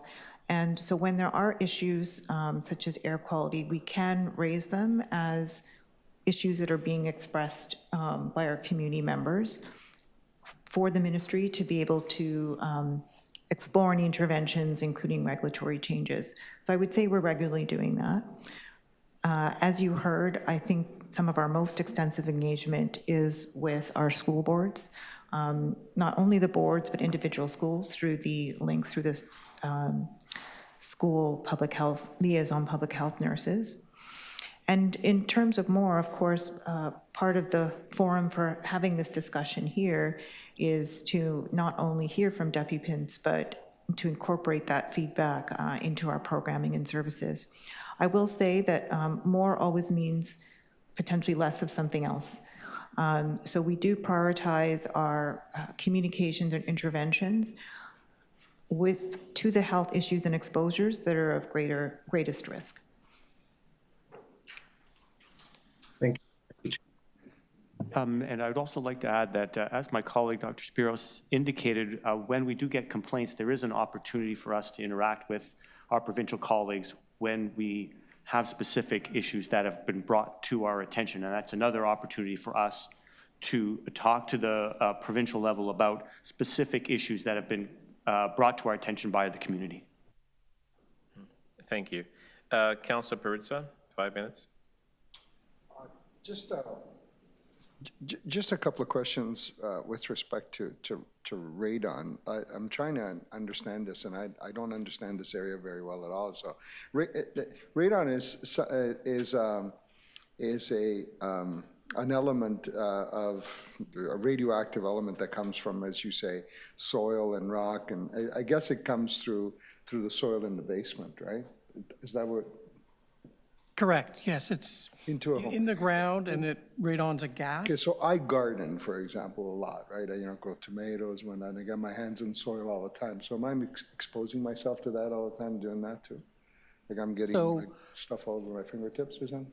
Through the chair, with any toxic substance, the route of exposure is very important. So, and the route of exposures are you can eat it, you can breathe it in, it can be on your skin. And radon is not a risk in terms of having it on your skin. It's really a problem in indoor environments, particularly in basements or ground floors in buildings, because the gas that's coming up from the soil can accumulate in poorly ventilated spaces in the basements. And that's where, and people are breathing it in, and it has a chance to enter the body and interact with your lungs in a way that's very different from skin, which has a protective layer. So when I'm outdoors, I'm just trying, so when I'm outdoors, for example, working, as you say, in the garden, it's an exposed environment, so it's there, it's present, but I guess it's just kind of like being sort of dispersed in the environment, and I'm not breathing it in as much, right? That's what yes, that means? through the chair, for so many things that are airborne, outside is generally better, particularly for indoor pollutants, even for something like tuberculosis. Because it's not like something you can get away from, right? I mean, it's like just walking around on the sidewalk, you're being exposed to it, right? Through the chair, for everything, right? We're exposed to so many different things. It's usually the amount and how much we can lessen that exposure. So the main thing with radon in terms of the risk is actually inside. Okay. And so what can you do to mitigate that, to prevent the radon from accumulating inside your home or your basement? Through the chair, there's different companies that we have information on where you can send away a kit and get the amount of radon in your home measured. And then once you have that measurement, you can see how it compares to the guidelines. And if it's above a level where action is recommended, then you can hire a company to take measures to reduce the radon in your home. It usually has That's what I'm trying to ask, like in a simple way, right? What can you do? Let's say you have high levels of radon, okay? You've measured it, you confirmed it, you know it, right? So I don't know, what can you do to mitigate it, to prevent it from accumulating to that level? Through the chair, you'd have to hire a company that's expert in radon remediation. What's the hired company going to do? Like, what are they going to do? Basically, do different things to improve ventilation in the basement or prevent radon from getting in. So they do something called sub-slab depressurization. So they put in a system underneath the house to capture the air that's coming up from the ground and ventilate it to the outside. You can seal cracks in the basement or other places where the gas is going to get in from the ground as well. So the gas comes in, so let's say you have a typical concrete floor in the basement, right? Because that's what most basements first have, other than other stuff, right? So the radon actually comes through the concrete? Well, it's absorbed through the concrete and is emitted through the concrete? So through the chair, the concrete's not a completely impermeable barrier. And so there may be cracks in the floor. There could be holes or other things in the walls around the floor where it can get in. People have drain pipes and plumbing that are in the ground, and so gas from the ground can get in through there and enter the house as well. So there's a variety of ways that the radon can enter the home So from the what you're ground. saying is you go in, you dig up the Last concrete, question, you, Councillor yeah, Brunson. you put in some kind of a system underneath, and then you pour the concrete back on top of whatever that system is, or some other floor. Is that what we're talking about? Like, is that, I'm just trying to understand how somebody prevents radon gas from accumulating in their basement and in their house, in their home. It's something like that. I don't know that they necessarily have to dig up the floor. There might be other ways to get underneath the basement of the house to install these systems so that the gas doesn't get in. I think it would be very situation dependent. So the last thank you. question, just the last question, the gauge, well, I'm not asking for a second round, right? Yeah. The gauge to measure it, you said you can send away and you can obtain a gauge somewhere that'll show you how much you got? Yes, so I What's it actually did called? it. I'd have to look. It's not in your report, right? No, it's not in the report. It'd be. Why wouldn't you list a number of those things in the report just to make it easier for folks? Good question. It's available publicly. You'd have to contact a firm. I can't remember. It's in the $50 to $150 range. It's. No, I'm not. Thank you. You can offline. You can ask us any further questions offline. Thank you, Councilor Brunson. But if we're trying to tell people, here's how you can improve your health, this is a simple measure. $100, you get it yourself a gauge that you can measure radon. You can speak to the item if you sure. like, Okay. right? Just one last question from me. It's around global warming and sun exposure. So I've been to some countries where they actually have sunscreens in the park. And I think at one point we had a pilot project here in Toronto where we had some sunscreens in our parks as well. Knowing that the weather is changing as it has and continues to even get worse over time, what are some mitigating factors we can do as a city, maybe to try to help our citizens, young and old? Is there a strategy in place maybe to have sunscreens in public spaces again? Through the chair, to the chair, I guess. My colleague, Dr. Vanderlinden, might speak as well. I think there's still a program providing sunscreen in a number of locations, including High Park, and I can't remember some of the other ones. So that's still ongoing as a city program. And city had something that originally was called a shade policy, encouraging ways to develop protection from the sun, and that has evolved into the thermal comfort guidelines. And they're still exploring ways in which we can provide shade in different areas where the public is and increase that type of protection. Okay.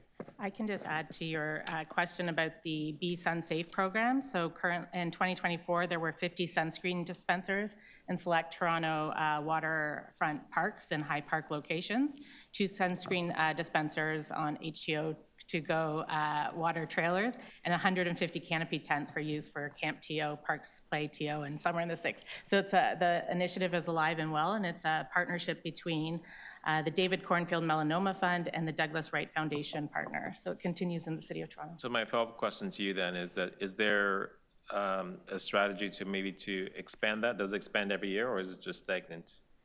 I'd have to take that question back. I'm sorry, I don't have the answer to that, Okay, but fair I enough. can report back to you. Yeah. Okay, thank you. Those are my questions. Seeing no other questions, any speakers on the item? I did have a question. Oh, sorry. Go ahead, Dr. Zhao. Yeah, thank you. Thanks for the informative presentation, Dr. Shapiro. I was just wondering about the ChemTrack program. You said that it tracks about 25 toxic substances. If a business is found to be using the substances to a very high degree, for instance, do you guys take measures to close the business or to advise them to revise the particular substance? I think one of them you mentioned was trichloroethylene that is used in dry cleaners. How can the ChemTrack program be better used to protect the public and ensure businesses don't continue with using toxic substances?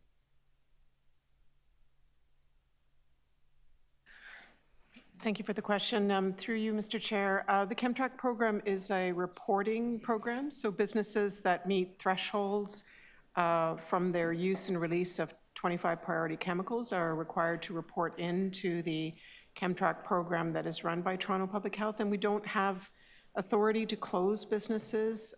We analyze information provided. We support businesses in doing the reporting and help them if they are interested in pollution prevention activities. So that's the nature of the program itself. I guess my follow-up is just, so businesses report that they use the substance, but they don't necessarily report whether they use the substance above a certain safe threshold.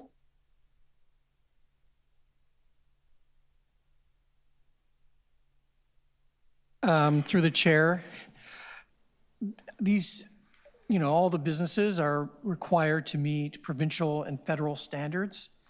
So it would be our expectation that they're already meeting those. If somehow through the disclosure information we became aware that they're in violation of some sort of existing standard, then we would work with the appropriate authorities to remedy the situation.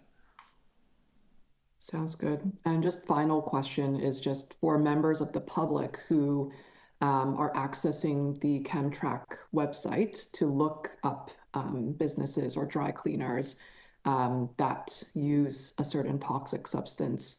What do you kind of advise for, general members of the public? Like, should they be asking those businesses that are on the ChemTrack website about those substances, or is this more so for just general understanding that these businesses use a substance, but not necessarily to help the public make informed decisions on where to go? Through you, Mr. Chair, yes, it is the latter. It would be really information provided for the public or academics to understand the nature of the use and release of chemical substances in the community. Okay, thank you. Thank you. Any speakers on the item? Seeing none, Councillor Peruzza, you want to speak to that? Maybe also move the recommendations as well? I'm happy to move the recommendations. I guess what I would like to see as part of these, reports is kind of like a simple, understandable to-do thing. So exposure to sun. So we've all gotten a lot of that, although it doesn't say here, at least I didn't read it, doesn't say that, the way you mitigate your exposure to direct sunlight is, screen yourself with something, like shade yourself, buy a hat, don't go out in an exposed way. Like a young guy, for example, I used to work in construction, and I thought, getting a deep tan was like the way to do it without any kind of like, oil or screens. And you kind of like turn this like really nice, soft, supple skin to something different, with like little dots on it. I'm not going to take off my shirt or anything like that, but not knowing, right? Not knowing is kind of like, you continue to hurt yourself, right? So we've all gotten a lot of that information about, sunscreen and all these other kinds of things. So it would be nice to see that here, right? So that if anybody actually went and looked it up and read it, and I know Miguel's is really interested over there, and he will look it up and say, oh, look at that. I can buy like, I don't know, some of these simple things and apply it and apply it in this way and apply it every couple of hours and, to a certain level, and I'm protected, right, from the sun. Radon, for example, is a gas, and I was reminded when I was reading this thing and like looking at it. So I was born in far away in Italy, about 600 meters above sea level, right? And we didn't have any kind of like, you lived in a house, but there was no special heating or anything like that. The only heating came from a fireplace, right? When you had firewood to put in it. But I remember this when we first came here in March, end of March. So I came from a place where, you know, you were smelling grasses and flower and all flowers and bloom and all the rest of it. It was quite different. And I remember going to my uncle's place here on Ronald Avenue, a little bungalow. It's like winter and it's like deep in snow. And I won't talk about my freezing feet with my little Italian shoes on. I was just a little kid, right? But I do remember the first night we spent there and waking up the next day and actually smelling the air. And I just thought, oh my God, this is like, what's that, right? Like this indoor kind of like stuffiness with this air thing. And it's something that's stayed with me like my entire life. And from time to time I recall it and I don't like it. And I like that, recall that scent and that stuffiness, right? And maybe it's this, you know, radon. I don't know what it is. It's a series of things, but it would be nice again to see in these reports, like, look, you want to take care of yourself in a simple way. Hey, there's these like 3 gauges on the market that we think are really reputable. They're easy to use, easy to understand. If the meter hits orange on it, you know, like, look out, you got a problem. You're actually, like, you're breathing in like this toxic gas coming out of the ground, and you got it to a certain level where you're exposing yourself to radiation, and then you're going to get sick. And again, I point to Miguel, and I think that Miguel would look at that and say, hey, geez, I'd like to know that.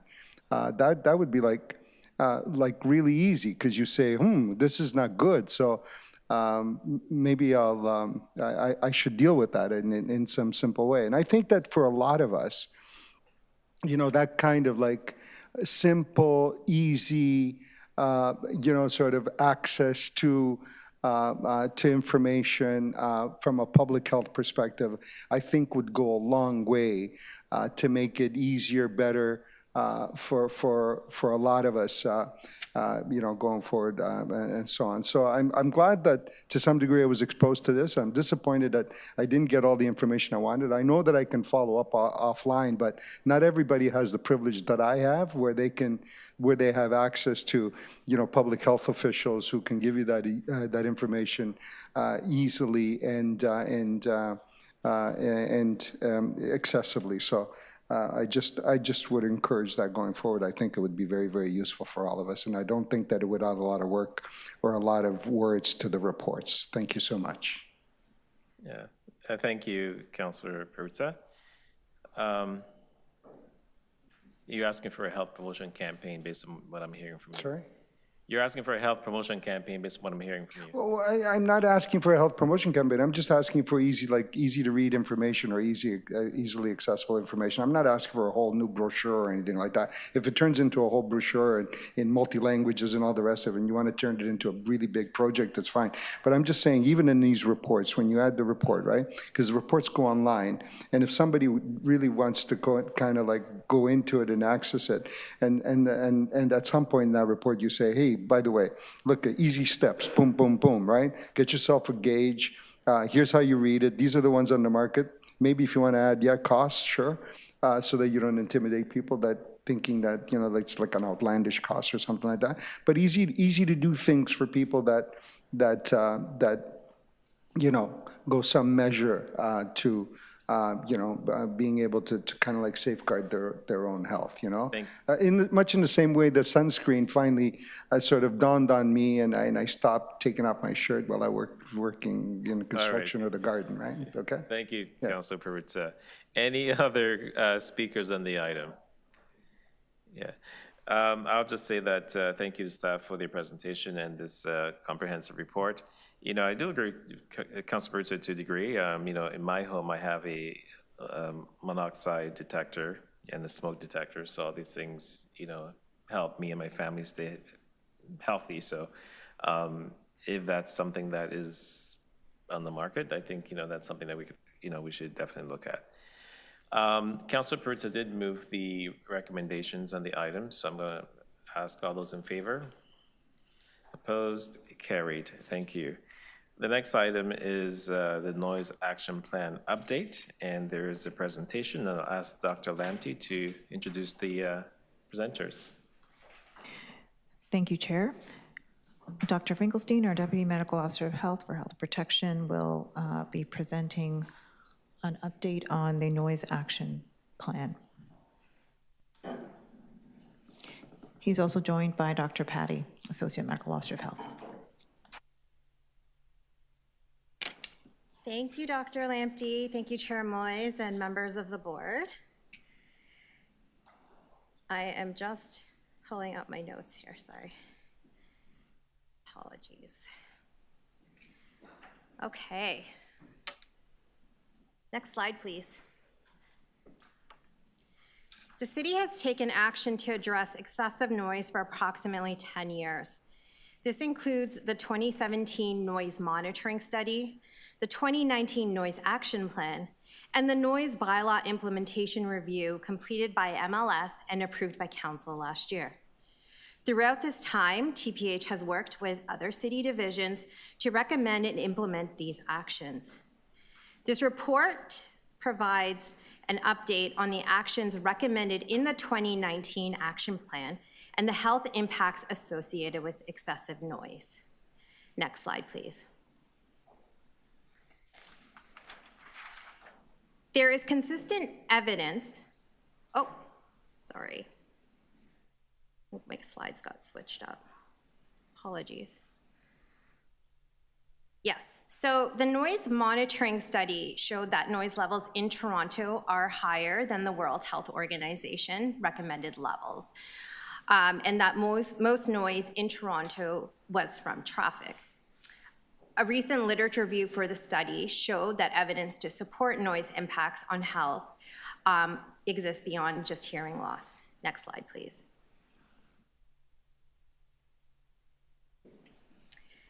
There is consistent evidence to support noise's impacts on cardiovascular conditions, so things like blood pressure, heart disease, as well as our cognitive health, so things like memory, our sleep and our mental health, which are known to cause downstream health effects. And of course, there's hearing loss. There is, however, conflicting and limited evidence and a lack of understanding of the mechanism linking noise and other health outcomes. Most studies also acknowledge a lack of ability to control for how these health outcomes are impacted by associations with other environmental and social factors or combinations of these associations. Next slide, please.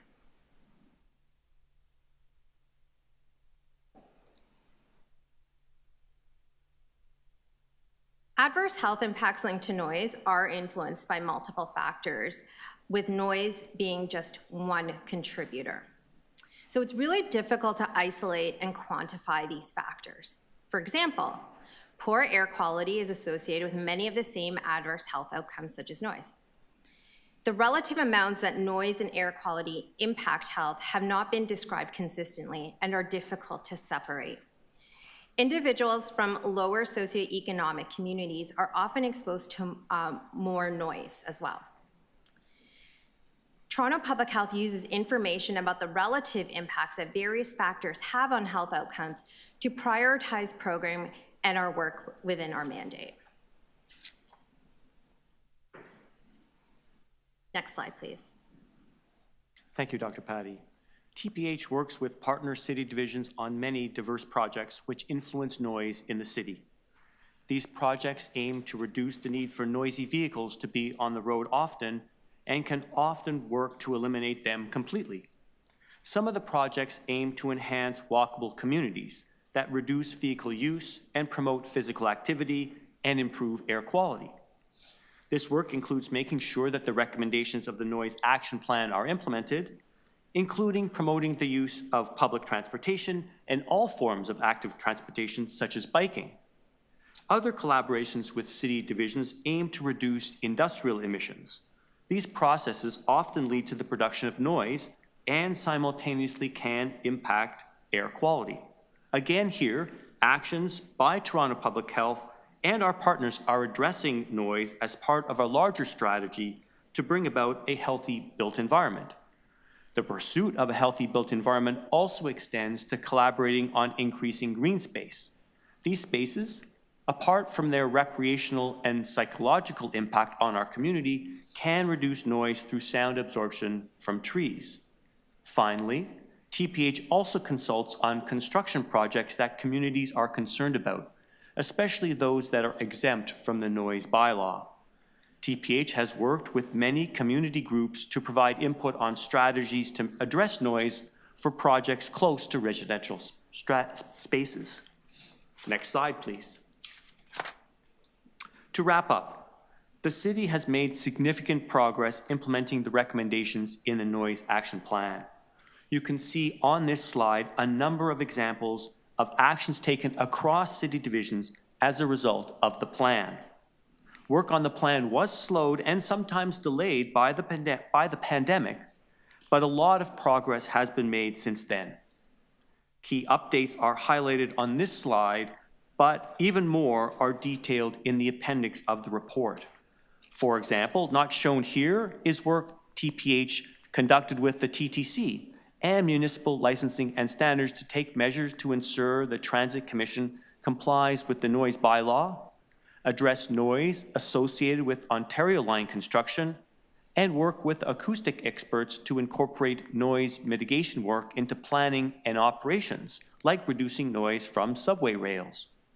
As well, Environment, Climate, and Forestry is also investigating how to implement a ban on leaf blowers and two-stroke engines, which is going to be considered at the Infrastructure and Environment Committee meeting on May 7th. Next slide. In conclusion, going forward, Toronto Public Health will continue helping city divisions incorporate ways to address noise and more broadly ensure health evidence is considered in noise policy development. And Toronto Public Health will also continue to work on projects within our own mandate that have co-benefits for addressing noise itself and for addressing the health outcomes that noise impacts. Thank you. That's it? Thank you, Dr. Finkelstein, and thank you, Dr. Patty. We do have a substantive number of deputants on this item. I did not reduce the time limits in the beginning of the meeting, but I do ask those who are going to present to try and be succinct as possible. So thank you. The first person up is Mark Hall. Sorry, the clerk has an announcement. No, I didn't do that in the beginning. Members participating online, please turn your cameras on.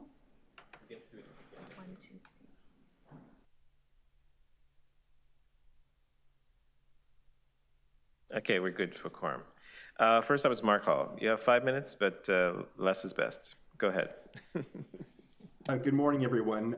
Thank you, Chairman Moyse, committee members, and thank you to all who play a role in keeping Toronto healthy. I'm very grateful that noise pollution is on the agenda for Toronto Health.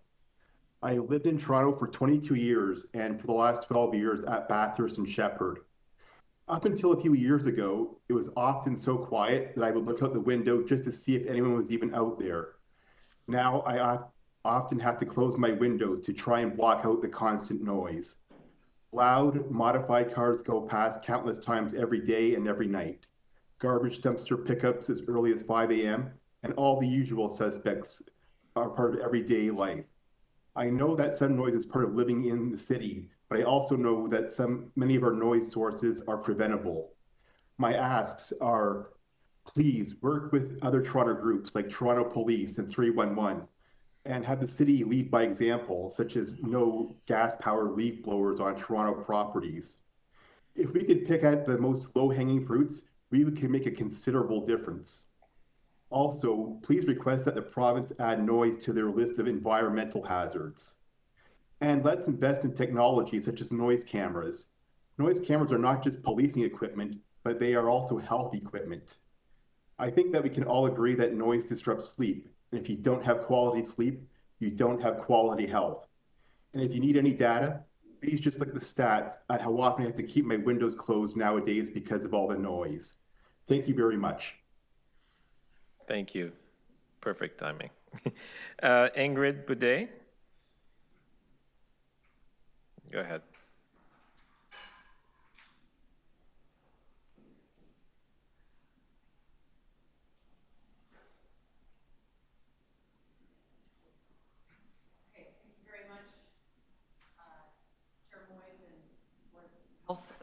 For our chance to share our thoughts on the Noise Action Plan update.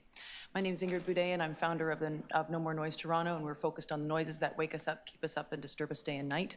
We are a grassroots organization that's data and process oriented, and we're engaged, as you can tell, with the civic process at City Hall. We collaborate with a number of like-minded organizations, and we are thankful for that.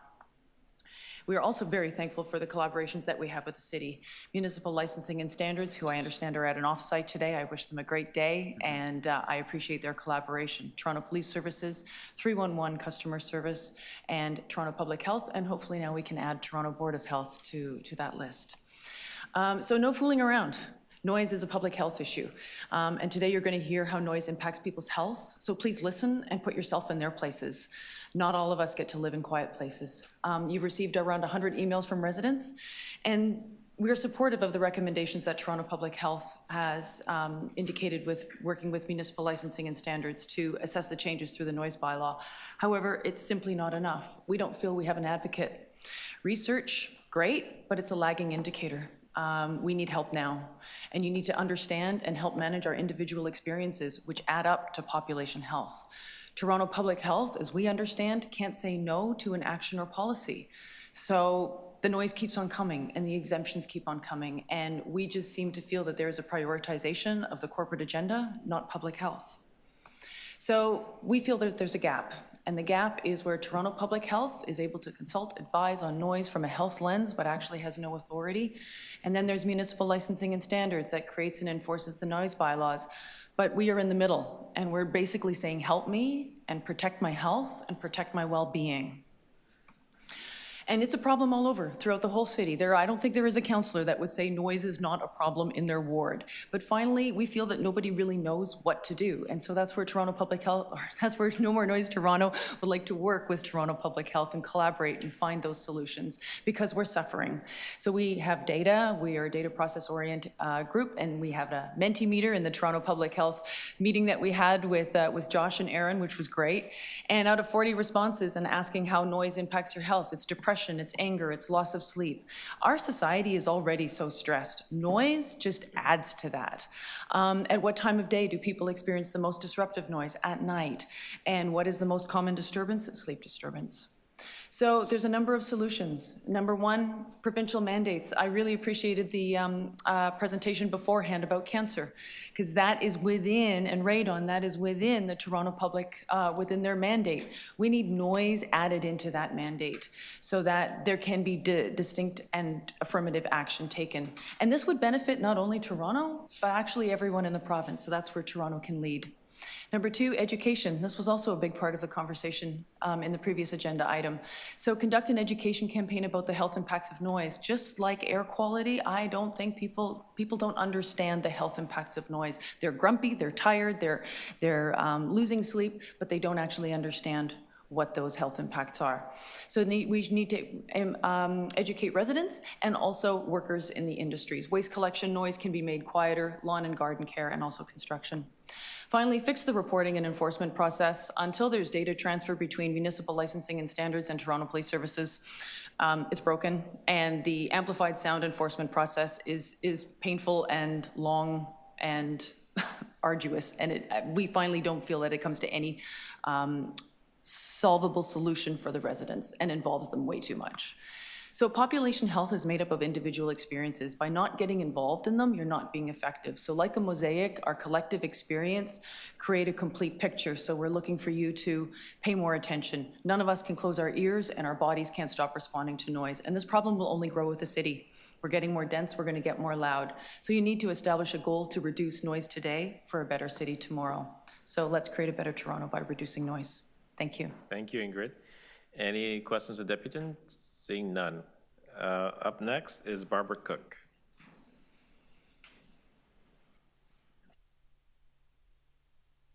Okay, she's not here. Nicole Corrado.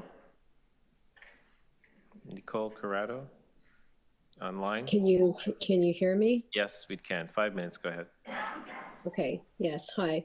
I spent 35 years in Toronto and moved out to a small suburb of Montreal 2 years ago, in part because being somebody on the autism spectrum, I found Toronto way too busy, too noisy, too loud, just too much. I couldn't really handle it. But even here, I have earplugs and also have noise canceling headphones.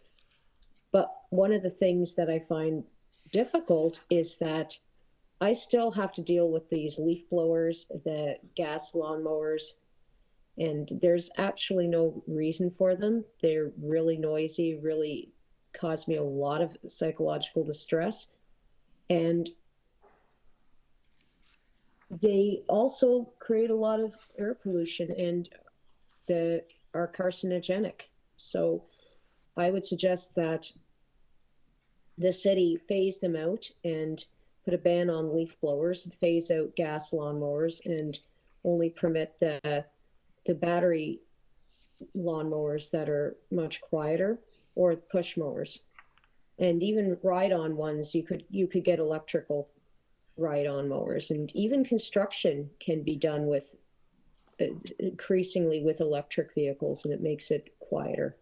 So it is something that needs to be done. Another thing, I think 7 a.m. is too early to start allowing noise. I think that should be made 1 hour later, 8 a.m. And I think that would be the best, to not have noise at 7 a.m. because a lot of seniors, a lot of retired people, and people who don't work because of disability will be sometimes sleeping in and are woken up by noise. It's really, really distressing. I don't think I'll ever be moving back to Toronto because it is too busy, too noisy, too much. And the only way I was able to achieve independent living was to move to somewhere small, but even then it's still a struggle. Thank you, Nicole. Thank you. Any questions for the deputant? Seeing none. Thank you. Up next is Harris Rosen. Do you hear? Okay. Harris Rosen? On the projector. It's on. It's already on. Waiting until he turns on the projector. Oh, it's on. Let me set there.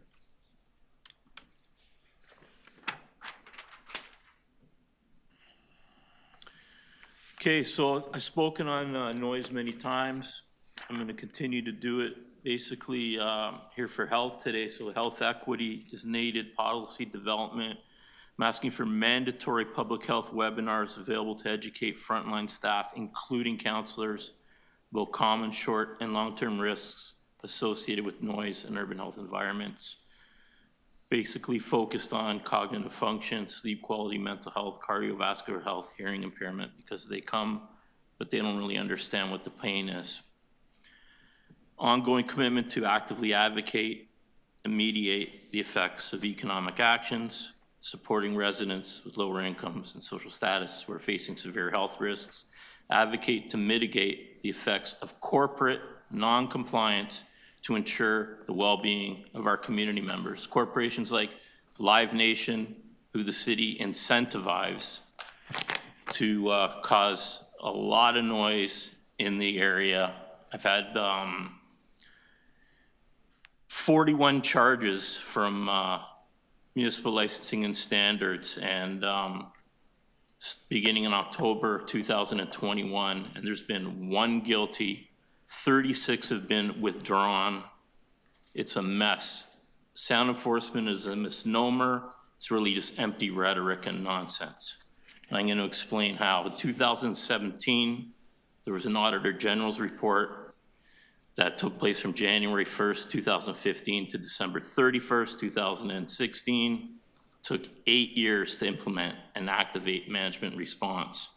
And that was on purpose. That was intentional. They're just dragging it out. 2% of 311 noise-related service requests led to charges. And I already told you that those charges don't really happen, and I can explain why. It's the city stakeholders, the Economic Development Music Office to the left here, Night Economy Team, VEO Office, whatever that is, City Planning and Development Review, Buildings and MLS, Legal Services. They're all in on it together and causing people like me to have negative health. So the Economic Development Committee, who the chair sits on and votes, along with the vice chair of this committee, for noise, extra noise that comes in under the realm of supporting music or supporting clubs or businesses, and then they're here today doing whatever they're doing. So these protective policies and incentives for all venues, regardless of size, profile, no net loss is what the EDC is trying to bring in. So they want to implement protective policies and incentives to support the nightlife industry that have the potential to impact or lower the standards that were established to protect residents.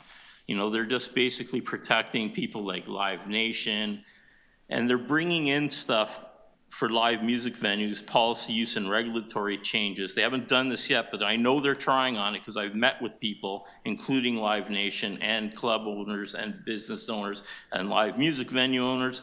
No sound limit or required noise mitigation for live music venues, even in commercial residential districts. So the MLS budget, noise enforcement got zero. All the MLS money went to TCHC. There's no budget allocated for MLS enforcement related to modified mufflers.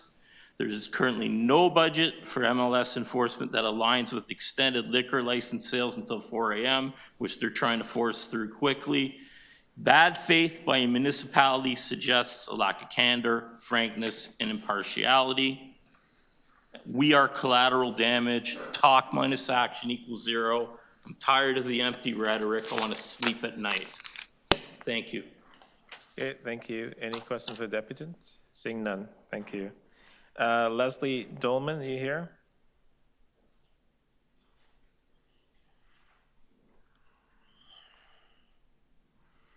Okay, 5 minutes, go ahead.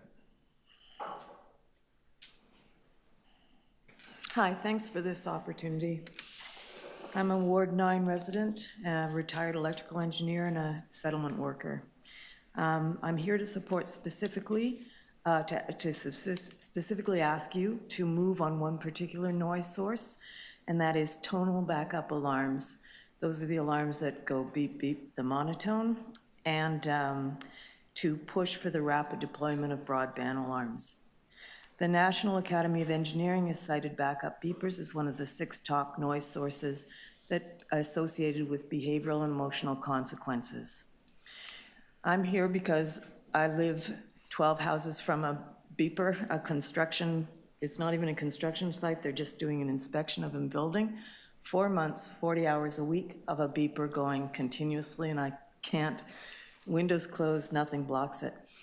And what's worse is right next to that site is a subsidized seniors home, and it's right adjacent to it. They probably don't have the noise cancellation headphones I have. They probably can't get out as much, and so they're stuck in their apartments listening to this noise for 40 hours every week for 4 months. And in this particular case, it's ridiculous because there's actually no construction workers on the ground. There's no need to alarm anyone. There's just these people going up and down in the lifts. Chantal LaRoche, professor of audiology, speech pathology at the University of Ottawa, has devoted her career to practice investigating the practical shortcomings of alarm sounds. She says, they're single tones with a typical volume of around 100 decibels at the source are loud enough to damage hearing and can be heard blocks from the danger zone. Their sound is so commonplace that their warning can lose its authority through the cry wolf phenomena, and they are notoriously hard to localize, further undermining their utility. So these alarms can't be localized easily. They have a poor poor sound field, which makes workers hearing near the equipment makes it difficult to hear consistently, and they cause noise pollution. So they're not just a health risk through noise pollution, they're a safety hazard for the workers that are near and using this equipment. Broadband alarms, white noise alarms, address all of these issues: better sound localization, more uniform sound field, reduce noise pollution. All of the regulatory bodies have approved them, OSHA and the Canadian COSHA, I guess. Insurance companies don't have a problem with them. Workers, users, residents prefer them. Other jurisdictions are adopting them. Montreal has been converting all of their transportation equipment since, I think, 2016. Every time it comes in for maintenance, Ottawa has got all of their snow clearing materials using this. There's examples across the country. We have a local supplier of the required technology. It's not expensive to replace. This seems like a no-brainer. The technology is bad for everyone. It's cheap to replace. We have a solution. We have to act. We have a mental health crisis in Toronto, and what we're doing is not enough. It's certainly not enough to just count complaints. Noise is an insidious problem. It's been compared to secondhand smoke. People get used to it. It rises, they don't complain, but the health consequences are there. And it's not enough to let private industry dictate the terms and the timeline for us, particularly the industry we contract as a city. People are suffering. There's a solution, we need to employ it. So I ask that you address the negative health and safety consequences of tonal alarms and push for the rapid deployment of broadband alarms. Thank you. Any questions for Deputant? Seeing none, thank you. Next up is Miguel Avila Villard.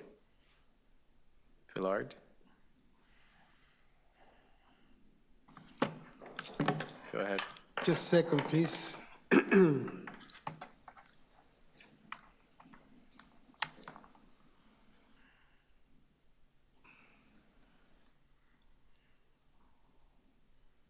Good. Good morning. My name is Miguel, and I am a proud TCSC resident. And I'm here to bring some support to the work of No More Noise Toronto. I'm here to support the 3 suggestions to Toronto Public Health, the resigning of the 311 noise reporting, the reduce and increase in noises, and work with partners, city divisions. I would like to add, if it's possible, to include Toronto community housing, because as you hear, all the deputants, they have particular experiences of noises. Mine has to do with residential noises. I am very thankful to No More Noise Toronto, because I was in a very awful situation where I couldn't find no help. I've been calling the community safety unit. I've been calling every single office in TCAC to find a solution to noises in my building, until I found that there is help, there is hope, but you have to work to it. You have to spend your energy and time ensuring that officials, municipal officials understand the gravity of residential noises that have negative impact on the health of people. What you see on the screen right now, these are microphones, which they were installed in my unit with the purpose of recording noises. So thanks to No More Noise Toronto, we were able to capture up to 3 weeks of noises, and they're all compressed. And if you slide it, you can see that, some days are high, some days the noises are low, but this decibels that can reach up to 87, in my particular case, is damaging. I'm currently experiencing from noise hearing problems. I am not able to hear from both ears as I used to before this whole situation started. I like to also recognize that we are a creature of the province, so therefore we need to ensure that some of the advices that are put forward by No Noise Toronto are also taken under consideration and advised by this board.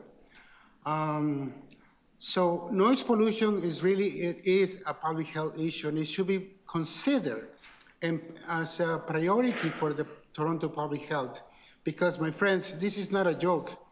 To live under the constant strain of getting up, really dealing with the noises, it has been a very painful experience for me in dealing with the community safety unit of Toronto Community Housing, Toronto Community Housing staff. So it's been 6 months, and I log almost 100 calls with their unit.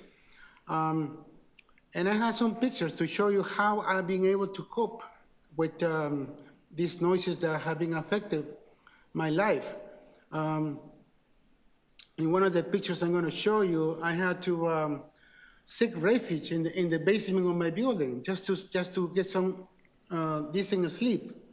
I apologize, I'm not able to do a good job right now, since I have not been able to sleep almost for the last while. So forgive me. Okay, here it is. So here is one of the awful situations. I had to go downstairs to sleep in the basement of the building. And it's not a joke. This is not an April Fool's joke. This is a reality of my life. In order to maintain my sanity, in order to be able to work and to come to City Hall and do my work in Regent Park, I had to sleep in the basement of 220 Oak Street. That is the alternative I have found. Management has not come with any solution. All we have heard is just continuously, they tell me, call the community safety unit. My God, I have called 100 times. How many do they expect me to call to solve this ongoing problem? So my two advices: use technology that is available to investigate noises and with the help of 311, and number two, educate tenants about respect one another. Thank you very much. Thank you very much. Any questions for Miguel? Seeing none, thank you. Lena Taher, online. Can members participating online please turn on your cameras? Hello, can you hear me and see me? Yes, one moment.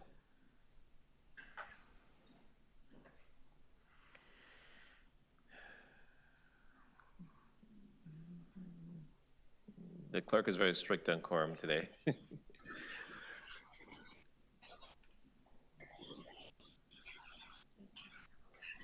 Yeah. Okay, we need one more for quorum. Dr. Zhao, are you around? Councilor Perutz also stepped out again. Let me see if I can get a hold of him.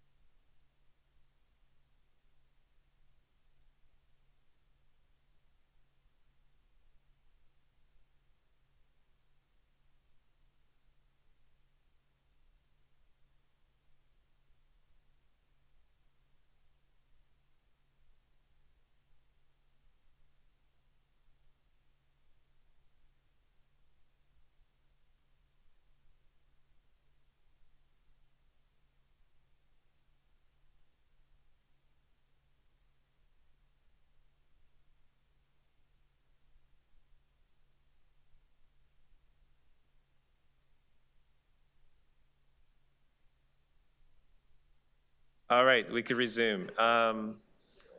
Lean, go ahead, 5 minutes. Up to. Hi, everyone. This is Lane speaking. First of all, I would like to thank No More Noise Toronto for their constant work to bringing attention to what we face as residents living in Toronto. So my story is that I'm a resident at 438 Richmond Street West, which is facing the construction of Metrolinx's new Ontario line in downtown Toronto. So our reality is that every day we wake up at 7 a.m. to the backup truck beepers, and this has become our psychological, or you want to keep it as your biological alarm in the morning. That being said, there has been no accountability for Metrolinx about what noise mitigations they're going to take into place. Our building, the construction site that we're facing, has no dome covering that, which would minimize the amount of dust and noise being mitigated. Another thing is that we have constant dust and vibration that is being affected. And I have no opportunity to open my window and be able to have fresh air, because the moment I do that, I can see dust particles directly on my window and coming through to my condo. So no accountability by Metrolinx. Are the vibration, we're monitoring them, and they're reaching around 87 to 90 decibels, which is pretty high by Ontario. And with Metrolinx, you can't hold them accountable by the city. It has to do by provincial. So there's little too much that we can do. I'm just hoping from today's session to raise awareness to this ongoing issue that we're being faced by Metrolinx, and if there's anything that the Toronto Public Health can do to help us just understand what's going to happen, how our daily lives are going to change. It's really sad to see this coming up, but it's the ongoing reality of what we're facing. Thank you very much. Any questions for the deputy? Seeing none. Sue DeGrandis, are you here? Not here, okay. Nada Badar?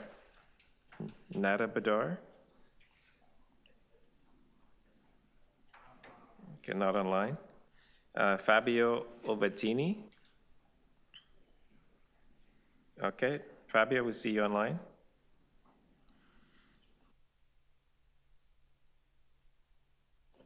You're on mute. You have 5 minutes, go ahead. You're still on mute, Fabio. Oh, there, good. Okay. Are we okay now? Yes, we can hear you, go ahead. Okay, perfect. Hello, my name is Fabio Bettini, and I'm a resident of Toronto. Like many in my community, I suffer daily from the relentless impact of low-flying aircraft, excessive noise, and hazardous air pollution. Despite paying my taxes to the city, I do not feel that my health nor the health of my community is being adequately protected.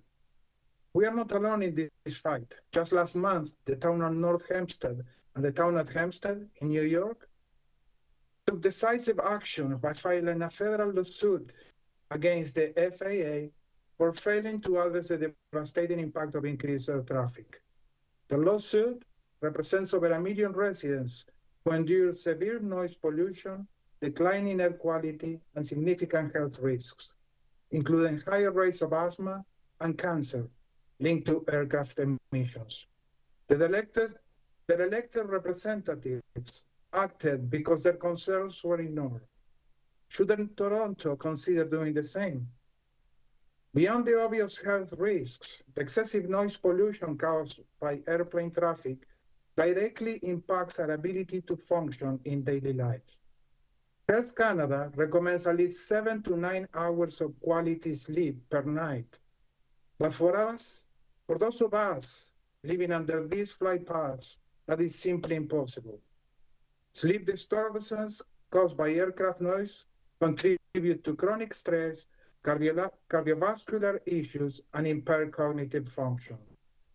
For those who need to meet strict sleep requirements for their professions, such as commercial drivers, this noise pollution has even more severe consequences.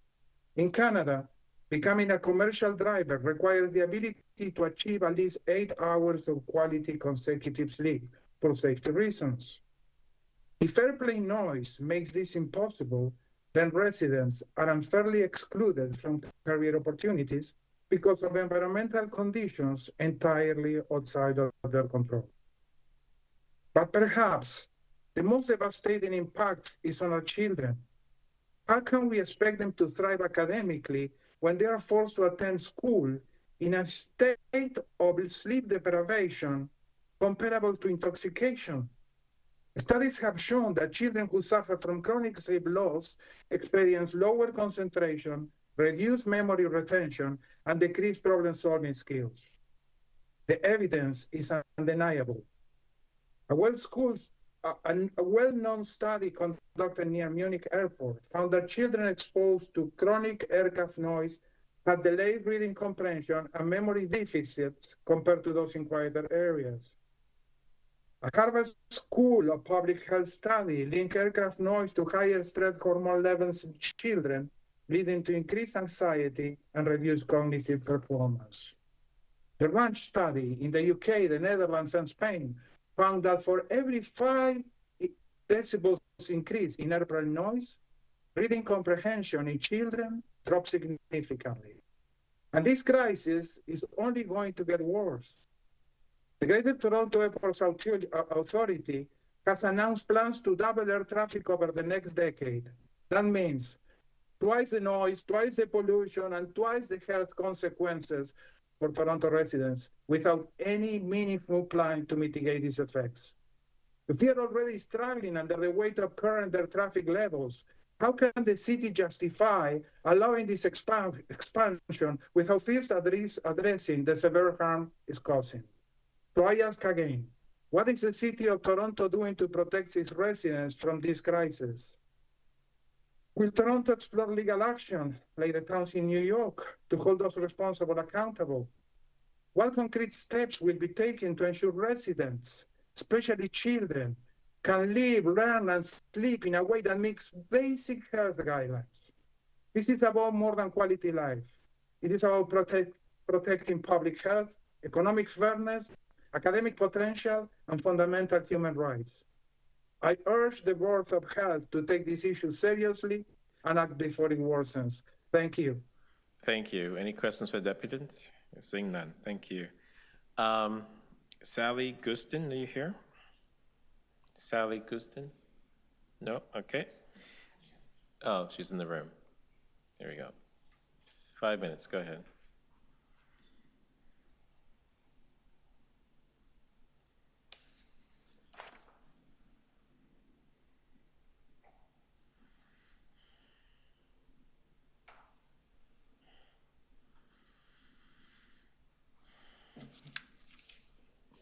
Thank you, Public Health Committee. Thank you for letting me speak on behalf of the thousands of condo and rental building renters in the Yonge Corridor. The Yonge Corridor is an area along Yonge Street, north of the 401, between Doris and Beecroft, and the Yonge Corridor Condominium Association represents those voices of those thousands of people.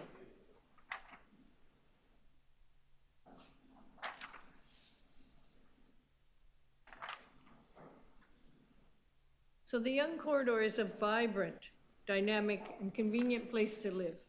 It's got employment, shopping, restaurants, and excellent public transit. Cities are by nature noisy, but there is a limit. The revving and racing of modified vehicles is a real issue in the area. This is more prevalent in the summer, often taking place during the night, and souped up cars are involved. Also, garbage trucks are noisy, and the construction noise, because there's a lot of construction in the area. We all know, we've heard today about all the negative impacts on our health of noise exposure, high levels of noise. And not only that, irresponsible drivers present a safety aspect. Now, I have testimonials here from a few of the many thousands of residents in the area. They say things like the pain I need sleep because of my pain, and they can't get it. Loud vehicles impact my mental health. Several times a night, I'm woken up. I can't get a good night's sleep. Every evening, I'm interrupted by drivers who are constantly revving their car engines, and nothing is done by our elected officials. Another group of testimonials. If I open the windows to cool my non-air conditioned apartment, I'm woken up several times during the night. As a senior with limited mobility, hurried, noisy motorists make it difficult for me to cross the street.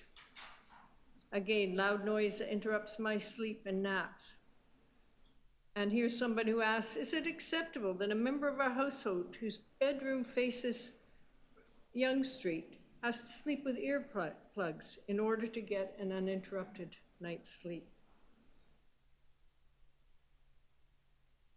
So I have 3 asks from the city today. You can see by my white hair that I grew up in a different time, and it was quite acceptable for people to smoke in restaurants and bars and blow smoke in your face. We all know the impact of secondhand smoke now. I see this as somewhat related. We're finding out the impact of someone making noise. So I'm asking you if you can engage in a public awareness campaign. You can even make it funny. Like, why make up for your own perceived inadequacies with your loud car? Something like that. Also, redesign the 311 system, because we ask our people when they have a complaint to phone 311, but it's very difficult to do that. And you could glean a lot of data from that system if it were modified. And also pressure higher levels of government to include noise exposure as part of legislation. For example, in the Healthy Environments and Climate Change Guideline of 2018. So thank you very much on behalf of the thousands of residents in the Yonge corridor. Thank you very much for your presentation. Any questions of Deputy? Seeing none, thank you. I do have a motion to extend until the end of the agenda. All those in favor? Opposed? Carried.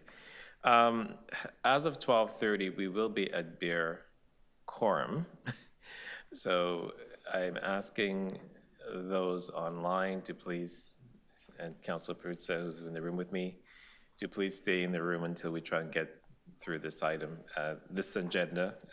After the noise action plan, we'll have 2 more items, 3 more items, and we'll try to get through it as quickly as possible. But as of 1:45, we actually will lose quorum. Sorry, Chair, I just will need a bathroom break. So I don't know if there is a possibility of that, because it's a long time to sit here without So that. if you go now, you'll be fine. But as of 12:30, one of the members do have to leave. Thank you. So thank you. Harold Smith, are you here?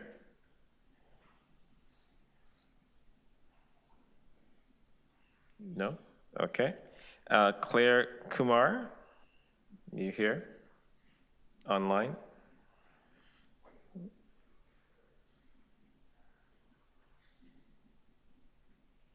Claire?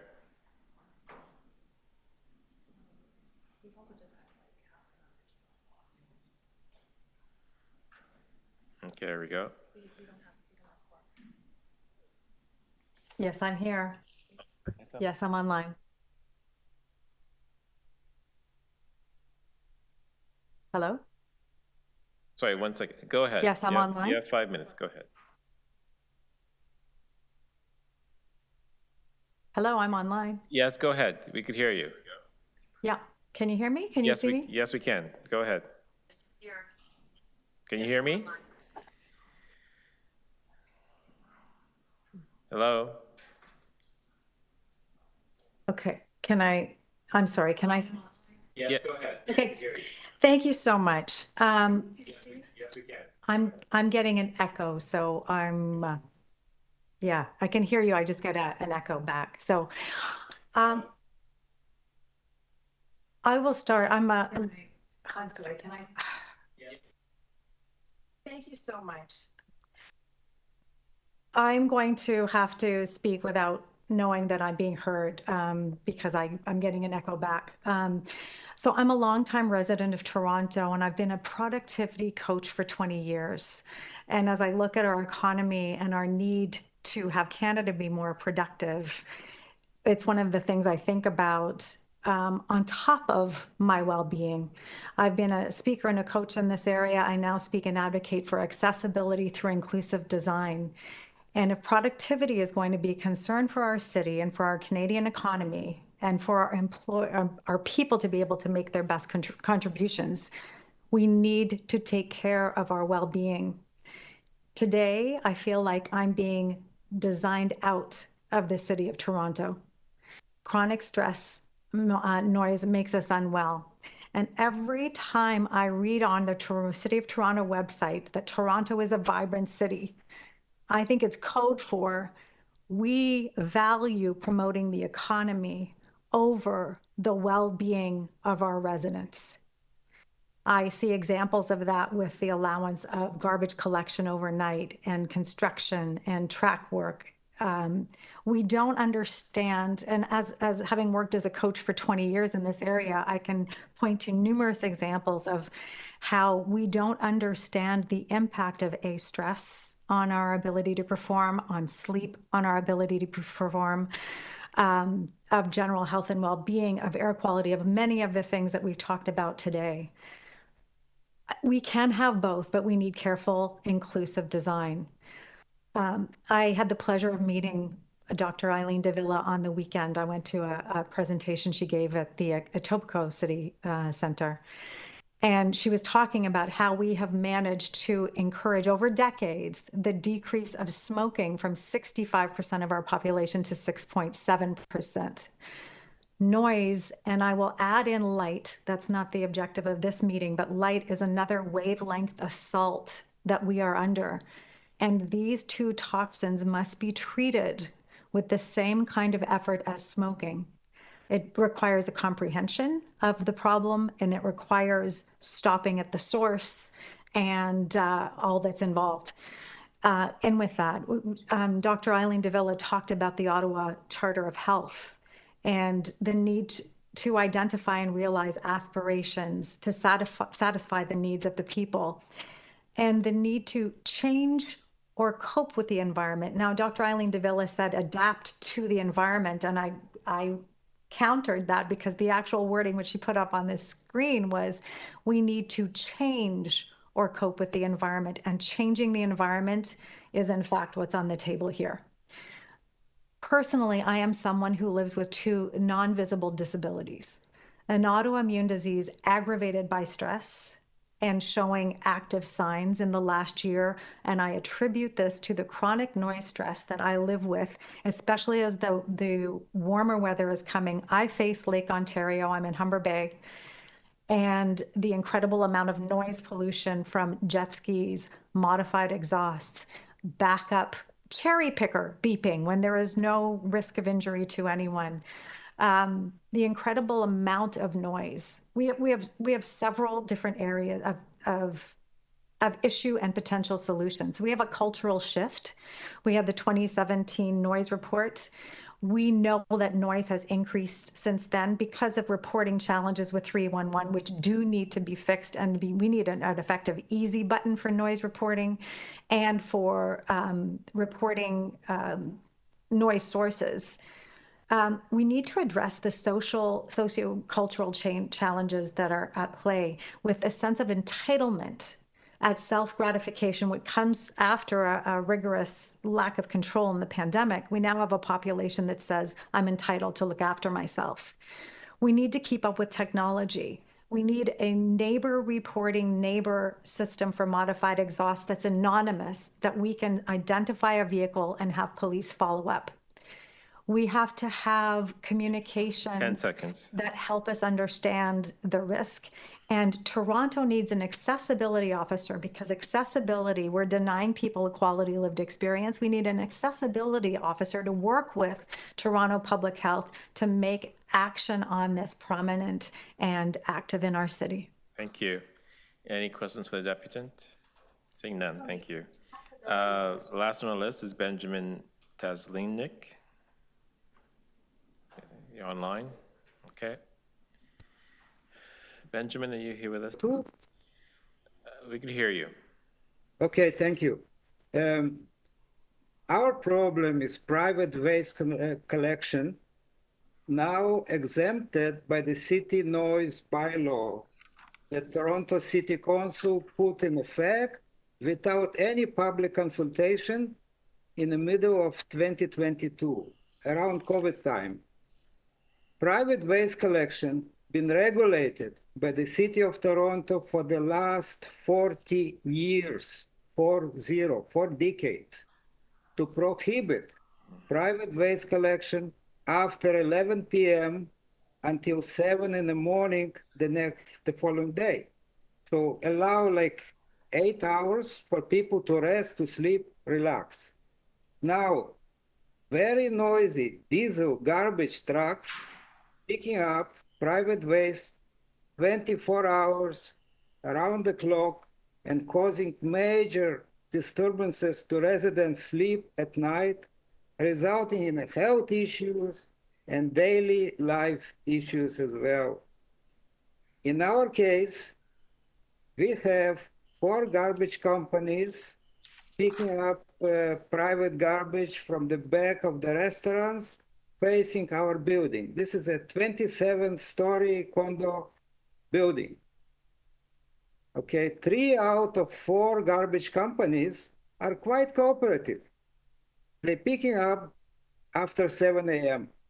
But one company by the name of Wasteco consistently comes at night, in the middle of the night, resulting in major disturbances. Our Ward 18 councillor, Lily Cheng, also communicated on our behalf with a restaurant and a Wasteco garbage company. That only resulted with only short reprieve.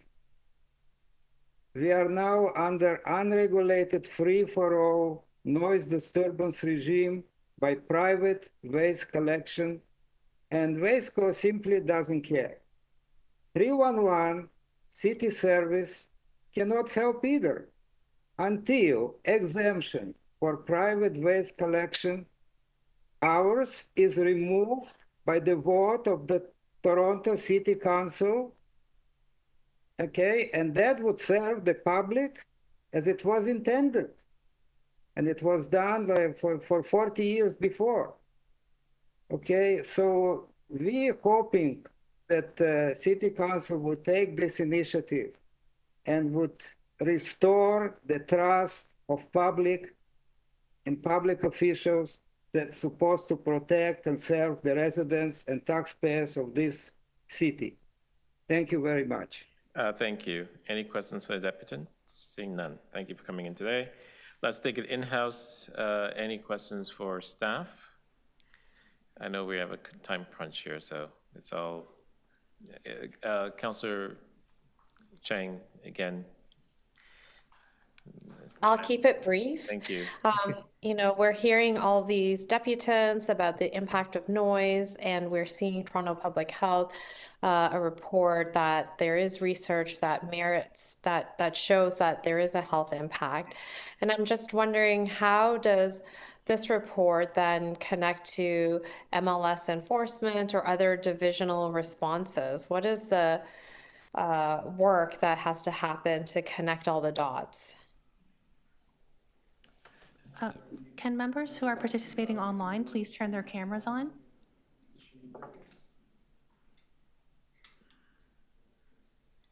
One second. Thank you. Okay, go ahead. No. Go ahead, Dr. Phillips. To the chair.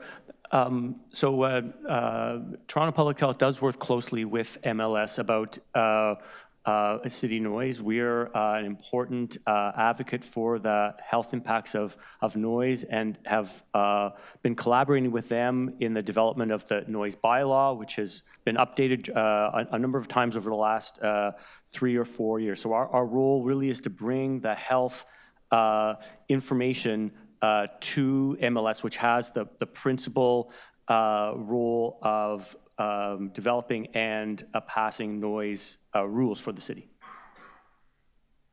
Okay, Thank you. Those are all my questions. thank you. Any other questions from anybody? Trustee Lopresti has a question. Go ahead, Director Redding. Thank you. I have a question regarding the delegation about the airplane noise. And in government, I never fully believed that we should work in silos. And so I'm wondering if the Toronto Board of Health, do you work in collaboration ever with the GTAA? Like, is that something under your purview? I know that these residents have been going through, and I know Councillor Prutza knows as well, as he's CC'd on the emails, that there's just a lot of anguish in the community because of sleep deprivation. To the chair, we have worked with the airports in the airport in Peel, though, is out of our jurisdiction, and so the Pearson Airport is in Peel. We have worked with, for instance, the Billy Bishop Toronto Airport on noise in their jurisdiction, but really when we're dealing with the Toronto Pearson International Airport, that airport is out of our jurisdiction, and noise with respect to airplanes and aircraft is really like a federal issue, which would be their jurisdiction. Yeah, so again, like I just have issues always with governments working in silos because nothing ever gets done, essentially. So what you're saying essentially is that there's no relief, there's nothing that the Toronto Board of Health can do, or do you have any suggestions besides advocating to the federal government on what these residents can do? To the chair, each airport is required to have a noise plan, and so I think that it would be the best is to confer or to refer to Peel, the jurisdiction where the airport is in. They're probably more suited to work with the airport in their jurisdiction to confer and to advocate for the noise plan for that airport. Even though the constituents live in Toronto, paying taxes in Toronto, going to schools in Toronto. I mean, as I said, the airport has an obligation to have a plan for noise that's based in that airport, and it would be best, I think, to confer with them. Okay. Okay, thank you. I'll leave it. This is above my pay grade, so maybe somebody else would be able to. It's above mine too. I do have one quick question. Again, a lot of the deputants talked about excessive car noise and muffler noise, and they alluded to MLS not doing anything about it. Can you just reinstate that, this is a police issue? So the noise bylaw that was updated in the last couple of years, that was one of the issues that MLS really heard from the community, and they are doing their best to respond to that, to noise around traffic, which is one of the #1 concerns that they get. So they're in the best position to respond to those, and I know that we worked with them, and they did focus on noise in traffic as a key part of the update to the bylaw. But my understanding, though, is that it's Toronto Police who enforces moving vehicles when it comes to noise, not MLS. Is that accurate? My colleagues are going to take that. Yeah, to the chair. So moving vehicles are a police issue because they actually have to pull the vehicle over to the side.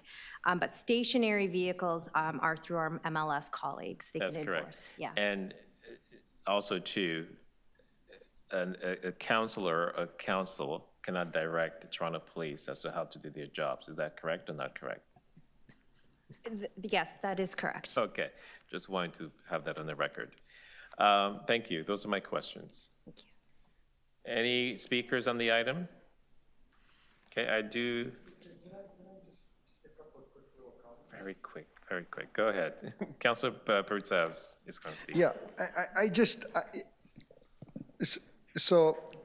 it's really interesting sitting here and listening to folks talk about noise and the impact of noise on health and health quality.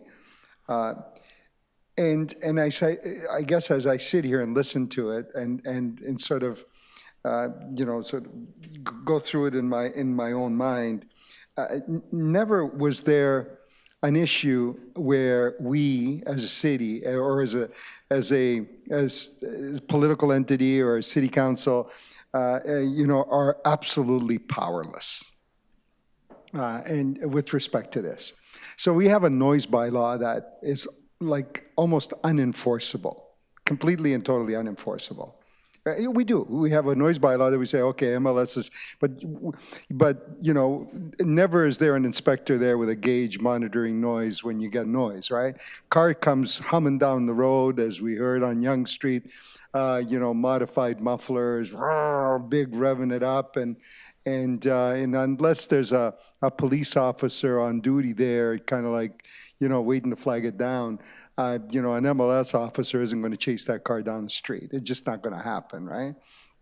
I get complaints from people about noise coming out of, nightclubs late at night, and there's never an MLS officer at 2 in the morning, kind of like there with a gauge, monitoring and rapping on the door of a club and saying, got to shut it down, guys, got to, because that's the way it works. It doesn't work that way, right? Or at a construction site when some big machine is jackhammering it away, and it's kind of like, the noise, the decibel level is like through the roof. It just really doesn't happen. And I sympathize and empathize with this fellow here who talked about the noise from the airport. Now, I have an area in my ward that is directly under the flight path from Pearson, the big jets. And the big jets kind of like take off and are about to land, and it's kind of like just come over your home or where you live. And they come over at a level where at a frequency of like every 90 seconds or something, where the sound is, and the vibration from the aircraft is, you really feel it. And it starts like early in the morning when those first flights come in and the first flights land, until like very late when the last ones, and I get it. And what power do we have as a city against those airplanes coming by overhead? Zero, zilch, right? And here's what's worse. What's worse is that when, so you have existing development or existing people living under those flight paths. Then all of a sudden, people say, oh, I got some lands there. We need housing, and the outcry goes out for housing, and someone comes in with an application to add more housing. We get to add it like right up to the limit of where basically the propeller is going to smash against the window, right? That's what the Planning Act allows, right? That's what the province allows. So you can now build, a building basically right up to where the wing doesn't take the roof off the building, right? And you feel the propeller. And you know what the mitigation is for that? Where we're going to get new people to live right under the flight path, right under the propeller every 90 seconds when the plane comes by. The mitigation is, I don't know, some construction thing you got to put in your window that somehow is going to dampen the sound. Well, it ain't going to dampen the sound. I tell you this, I have a development in my area there, right up against the 400 highway. was just allowed some years ago before I became the councilor for the area. And I got to tell you, when you go knock on someone's door there, whose door is facing the highway with no mitigation, no sound barrier, no wall, no trees, kind of like absorbing that sound coming off the highway, you can't carry on a conversation with that resident through their door. Because the sound is absolutely deafening, along with all the particulates that are coming off the highway blowing into someone's living room. So someone needs to do something about this stuff somewhere with real authority, because we're putting people at risk through our planning rules, through our non-enforcement capacity, and all of those other things. And it's really disheartening to hear all of that here this morning. It brings it all back to life. Okay, wonderful. Thank you for your comments. I appreciate it. I do have a motion. If clerks can put it up. I'm not going to speak too much about this. Thank you. I just want to thank No More Noise Toronto for their deputations and their advocacy in all this. One of two. Mr. Chair, I'm so sorry. It's Ida Lopretti. I just sent a motion as well. Oh, do you? Okay. Yeah. I wasn't aware. Okay.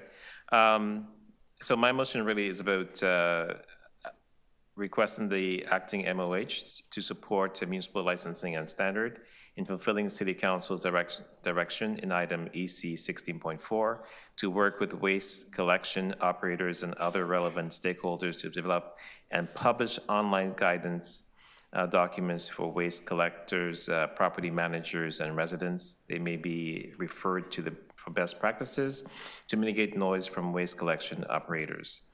And the second item here is to request the province and the feds to develop a noise monitoring program with the objective of creating a long-term data that could inform population health subsidies.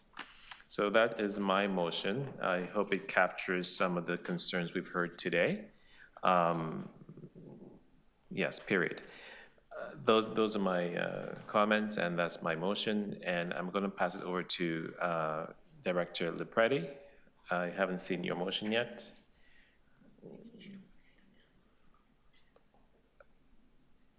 Staff just informed me that they need time to actually prepare a motion because it's just come in now.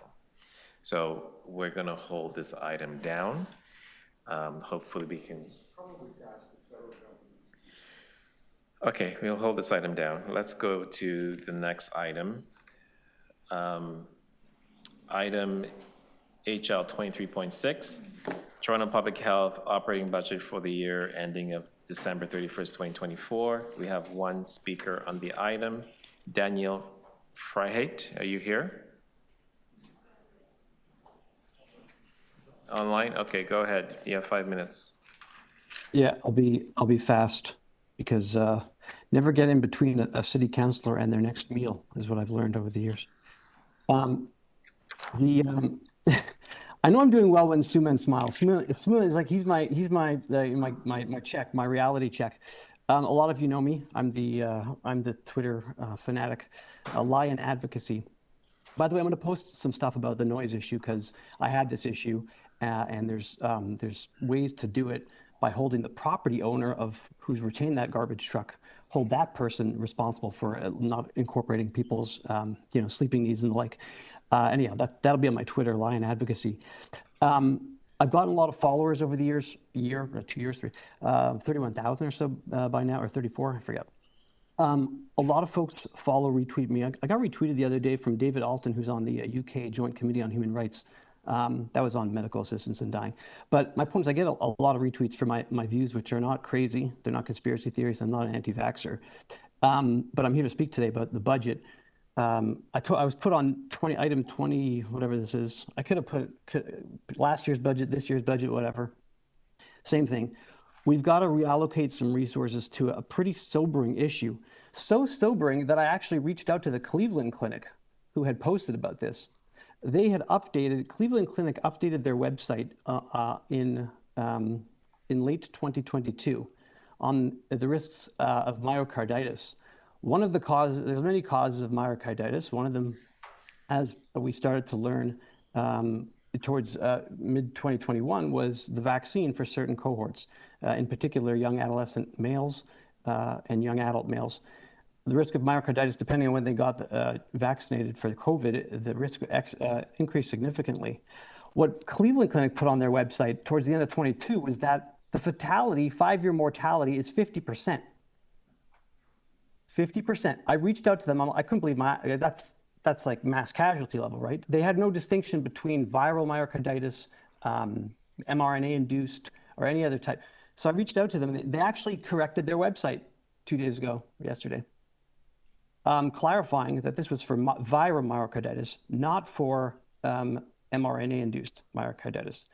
The sobering realization that this has led me to is that the corrections that the Cleveland Clinic made, and they're experts, by the way, in heart stuff, the reality now is that they've connected myocarditis 5 years out to possibilities of sudden death and mortality generally.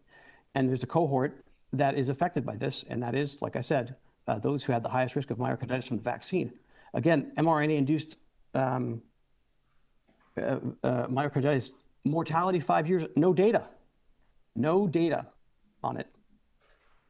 Sobering. I reached out, I pleaded with sick kids when they did some research. We're doing some research on this. They had some studies. I went high as I could. Went to the president, got blocked on Twitter. Don't blame the guy. Reached out to the president of CHEO. He blocked me. Maybe the channel is inappropriate. I don't know. So this is why I plead with the Board of Health. Tying it back to the item on the agenda, what can the board do? You've got to raise awareness. I think pediatric offices and some GPs are actually now default screening for this, for levels of, I think it's troponin or other ways to see which kids, adolescents, young adults, Michael, whatever. I'm not even quite sure why your comments, what this has to do with the operating budget. I mean, you just Right. Thank you for talking tying it about in. any and everything. So Yes. you have It ties into, right, to the point of the budget. There was a surplus last year. So there is extra money in the coffers. It's not on the agenda. You're right. It should have been an agenda item for the upcoming budget. This public awareness campaign has to be this has to be tabbed on a budgetary item. Resources have to be dedicated to what very well may be a serious problem for the public for public health. Again, 20% of sudden deaths in young people is from myocarditis. They don't know what's, the mortality rate for mRNA-induced 5 years out. They're getting the data now, but this board has to put some budget items to this cause that I'm quite, obviously you can see passionate about. Happy to take questions. I see my 5 minutes are up. Thank you. Any questions for the deputant? Seeing none, thank you. I'll move this item for receipt. Right, it's for receipt, right? I'm in favor. All those in favor? Opposed, carried, thank you. The next, do we have the noise motion ready yet? No, okay. Okay, we'll move on to the update on the City of Toronto's downtown HART hub. This presentation will be given by my colleague, Dr. Patty, Associate Medical Officer of Health. Last presentation from me. Thank you, Dr. Lamptey. Thank you, Chair Moyes and members of the Board of Health. Next slide, please. In August 2024, the province announced plans to invest in 19 three-year demonstration projects called Homelessness, Addiction, Recovery Treatment Hubs, otherwise known as HART hubs, across Ontario. SCS sites impacted by the Community Care and Recovery Act were invited to apply for funding to transition services to the new HART hub model. TPH and partners across city divisions, healthcare, and community organizations submitted a HART hub application on October 18th of last year to open the downtown HART hub. The ministry approved this application in principle on January 2nd of this year. Next slide, please.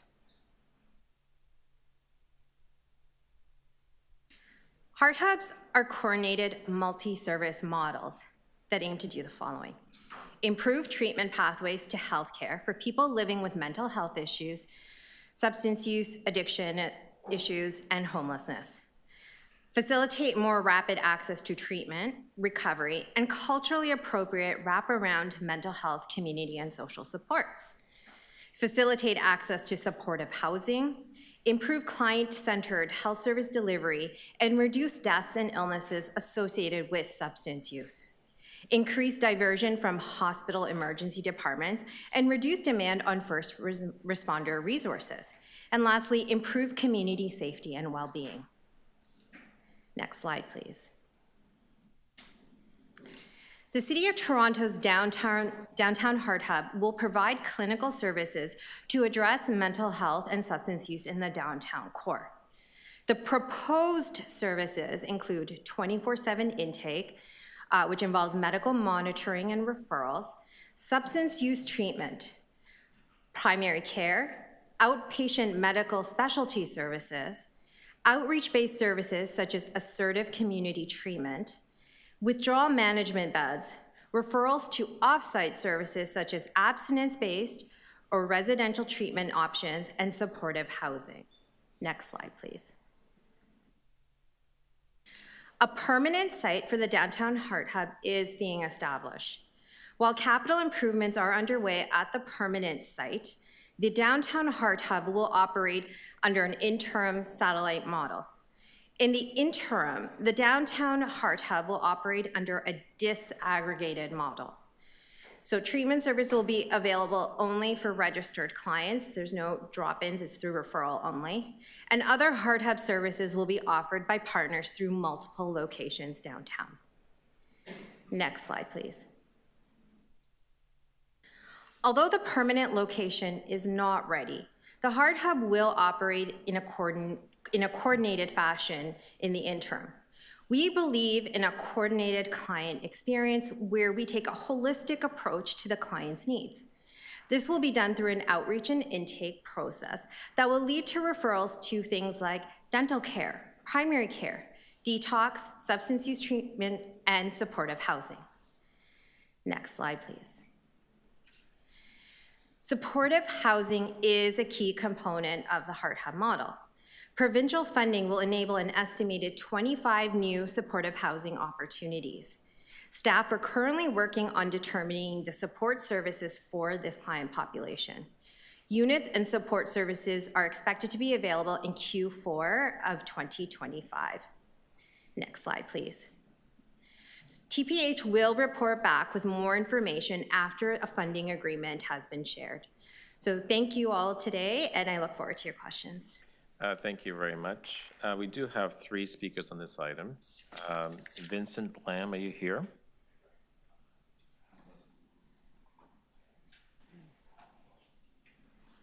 No? Okay. Callum Houston, are you here? Okay. We see Callum on the line. I can't. Tweet in the beginning of the meeting. Go ahead, 3 minutes. Oh, all right. Thank you for having me. So I think after that, it's pretty clear that a lot of this is not these services. What this HART Hub is providing is not going to be enough. It's not going to supplement the amount of people, clients that the previous SES was supporting. And, you know, like this is, like, what do we expect? Because, you know, this is a province that has basically provided these sites with no alternatives. They don't pay attention to science, scientific data. They're doing this based purely on what seems to be some ideological reasoning, and it's pretty scary to see. I appreciate the work that Toronto Public Health and the workers specifically have been putting into this. I know the HART Hubs are not ideal for a lot of people who use drugs, but it is a good you know, it is necessary to be able to refer people to these services, to housing and other supportive services to get them back on their feet. But yeah, this is not, these HART hubs are not going to do anything for people who use drugs. There's no information on how people are going to what happens when people are, there's no information on when this funding will get here. Like Regent Park right now is operating on their own reserves, from my understanding, because the province hasn't given them the funding that they promised them would be here if they shut down the safe consumption site. And now that that site's gone, clients have even less, have absolutely no supports except for what the workers there are doing on their own abilities, because they're lacking resources. There's a lot that could be said, and frankly, I think you should be talking to the workers at Regent Park, at Parkdale, not the management, not the leadership that abandoned these clients. They knew that this funding was not going to be here, and yet they still went ahead and shut these sites down. And the things that people are complaining about right now in the neighborhood, that's not going to get better. You're going to hear more of that. You're going to see people protesting these HART hubs, even though that we were just told that this was made because of their complaints. It's a disaster. And I don't think that any councillor here actually supports these HART hubs, but that's just me. But I think that you need to take action. You need to speak with the workers, hear from them, because I think you will realize that you have also that Toronto Public Health and the City of Toronto have also been taken for a ride by the leadership and by the province. The province themselves, they were not able to even defend their own arguments in the court case. If it was publicly available, if you could see it, you would be appalled by the performance by the legal team of Ontario. I don't want to go on a rant about how bad these services are, so I just want to end with a few points. I would ask that, you know, given the fact that this injunction has gone through, we'd like to know what the city is doing to take advantage of this injunction this time, and what we're doing to mitigate harm. You know, and not just providing money and not providing more police on the ground, but actual like supports for the workers who are going to have to be interacting with the client, and more supports for the clients. And so we're also Harm Reduction Advocacy Collective is requesting that the city work with organizations, specifically the workers, to hear and understand what it is that they need to stay open. You know, talk to the leadership and say, hey, we want, these sites are needed, so what can we do? Is there some way we can work around? Find a way to work around this legislation. I don't care. Like, just this is about saving lives. That's what your job is for. And I know you all know that. So please follow through and actually stand up for the people who really do need your voice. Okay, thank you. Thank you. Thank you for hearing me. Yeah. Any questions of the deputy? Seeing none, thank you. The clerk is requesting that members turn their cameras on for quorum purposes once again.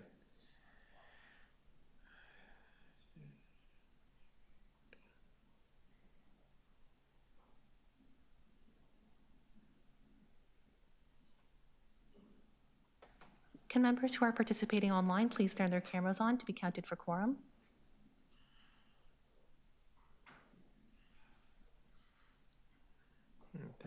Thank you. Joseph Ascenzo, are you here? Ascenzo, no, he's not here. Okay, in-house, any questions for staff on this item? Councilor Perruzza, go ahead. 30 seconds or less, what's the fundamental difference between this and the ones that are the consumption and treatment? Yeah.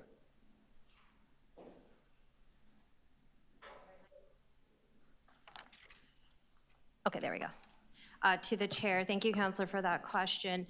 So supervised consumption services are an evidence-based medical service where people bring their own drugs to be supervised in using those substances. And they're basically monitored for any signs or symptoms of overdose, as well as other medical symptoms that happen. So this is monitored by healthcare workers, registered nurses who are on staff. And if indeed the individual does overdose, they will be responded to, and that would be reversed. These HART hubs, as Dr. Lamptey had alluded to earlier, is, so the direction has been provided by the Ministry of Health, but it can contain a multitude of services. What it cannot include are the following. It cannot include supervised consumption services, so there is no drug use permitted on site. It also cannot include any harm reduction services, so the distribution of sterile needles, pipes, things like that. But its main focus is on substance use treatment, as well as other mental health supports and housing supports. So when you say in your report,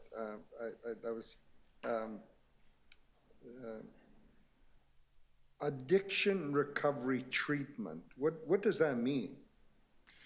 So that's the terminology that the Ministry of Health has used. So obviously the first two words, homelessness and addictions, are people suffering from substance use disorder who also are experiencing homelessness.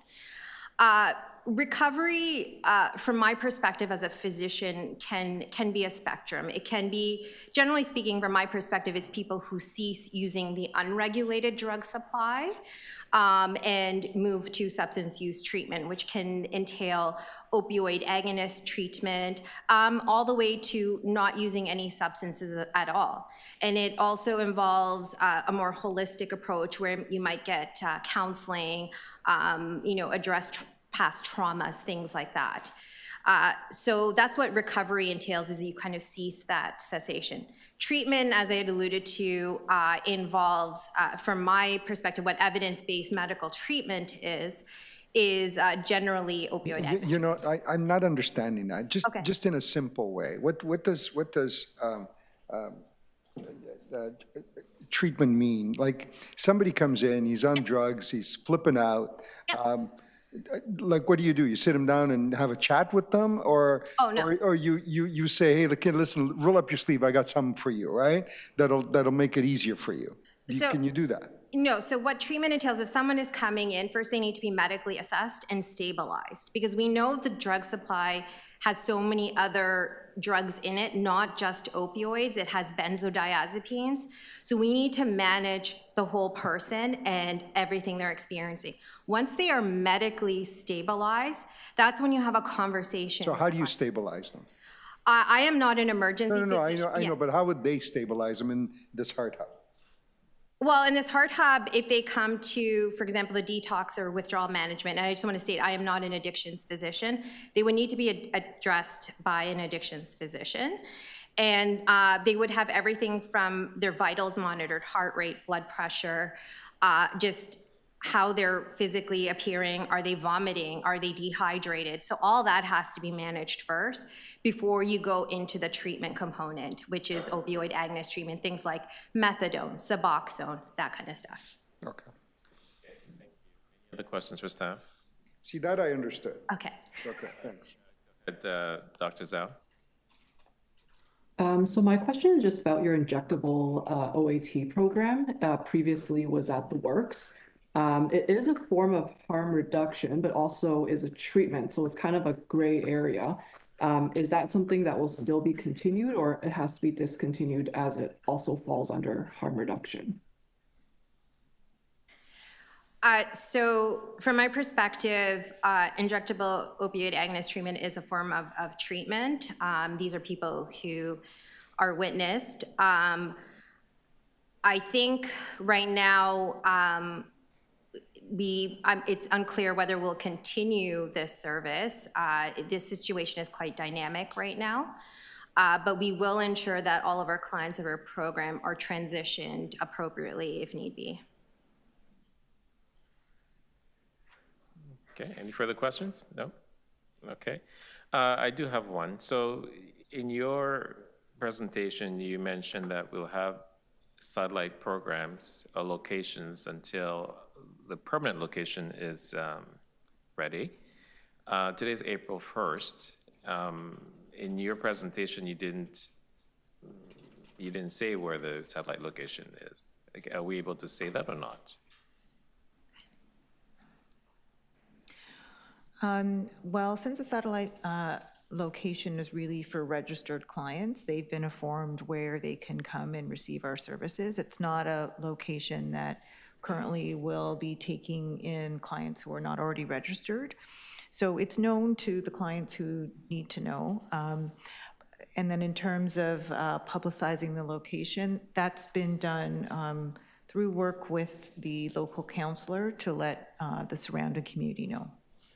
Okay, thank you for that. That's my only question.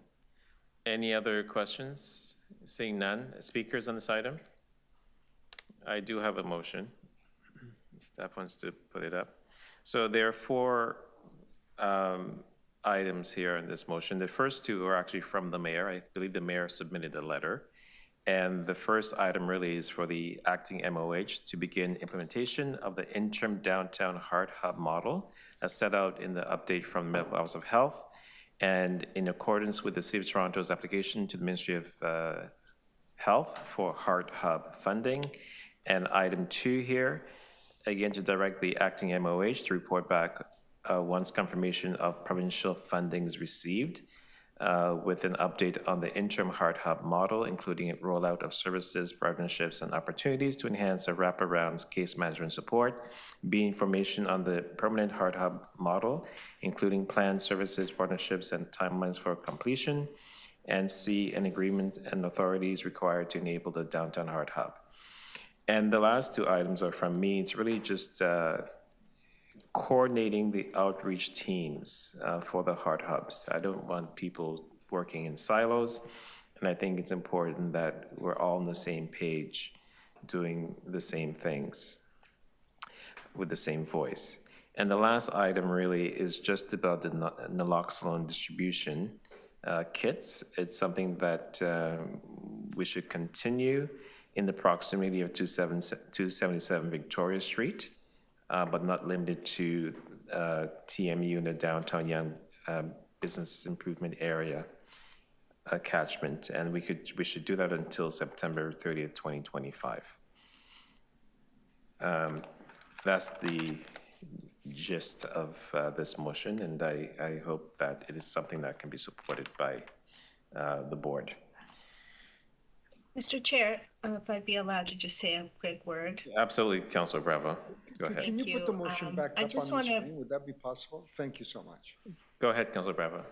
I want to thank you, Mr. Chair, your office, the mayor, and the mayor's office for all of the work that I know has been happening all weekend for, in a very unstable situation, which we don't know exactly what's going to happen in terms of funding support, and that I also want to thank public health staff for and the community members who come out to speak, not just today, but other times, that this board is in agreement that we have to ensure that we're protecting the lives of and the health of people who are drug users, and understand that there's significant social implications to this rolling down or limiting safe consumption. It's going to be impacting all areas of the city. We're going to potentially see open drug use in more spaces where the public frequents, and so this is a very challenging environment. I think the motions are crucial, and I hope send an indication that there's continued commitment to protect the health of the public and protect the health of drug users, and ensure that we understand that there are limitations to what local public health authority can do, what a board of health can direct in this situation, and that in the end, this is about health care for a population that is vulnerable and needs health care from the provincial government and the provincial ministry. Thank you, Mr. Chair. Thank you, Councilor Bravo. I'm happy you mentioned thanking public health staff because they really are a bit front and center in all of this. If in my mind, I just assume that they know that we appreciate all the work that they do, but thank you for saying it out loud. Seeing no other speakers on the item, I'll put the motion up. All in favor? In favor? Go first. Okay. There we go. All those in favor? Opposed? Carried as amended. All those in favor? I need to. Okay, that's fine. Okay, I need to do as amended. That's good. And we do have the next item here, which is the, I'm totally off script, so I'm just doing ad lib right now. Update from the Medical Office of Health hiring panel. I'm going to ask, is it People for Equity? Are we going to lose quorum now, though? We are good until 1:45, I believe. Oh. Is People for Equity here? Who's speaking on this item? Oh, here you are. Okay, go ahead. To the chair, just an update on the item that the panel has reconvened. It has reconvened with updated search.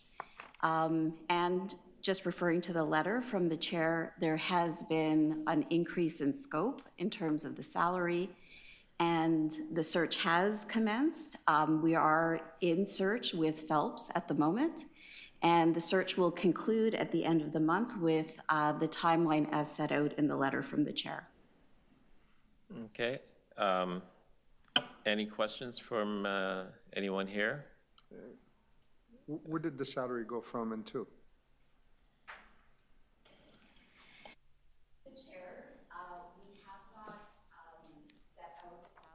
Salary is as the city has intended. However, while we're negotiating, the province has committed not to claw back the salary if we choose to increase it during the negotiations. What does that mean? It means that we can go above the... Sorry, Mr. Chair, the mic is not working, so anyone following online cannot hear the full answers. Okay, good. You're just down the hall. Just come to the room. Sorry. Sorry, She's in the office just down the... Right. Sorry, a point of privilege, Mr. Chair. I'm attending to an urgent matter while participating in this Board of Health meeting, and so I apologize. I'm normally in person. I apologize for that. Sorry. I didn't. Yeah, thank you, Councilor Bravo. Have negotiated with the province that we can offer and negotiate beyond the salary as it's set out by the guidelines, which means that if we go over and above the guidelines set out by the province will not claw back.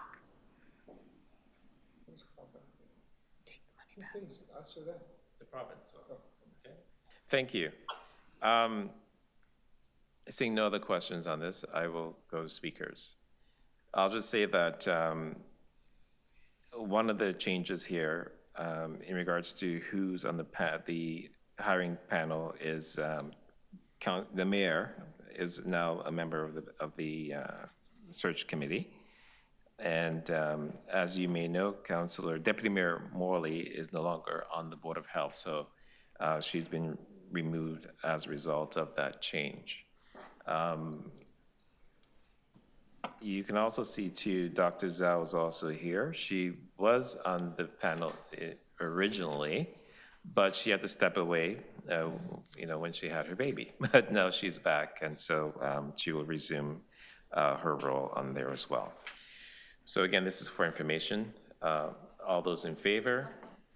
Sorry, one moment.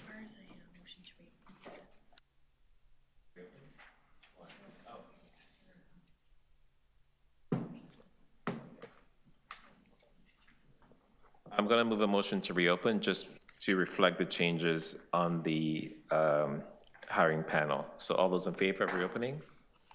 Opposed? Carried. And now to adopt the item with the changes. All those in favor?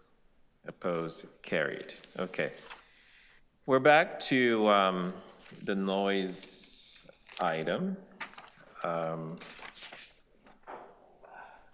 We do have some time, so I'm going to actually resume this item. I think Director Lipretti had a motion. I did, sorry.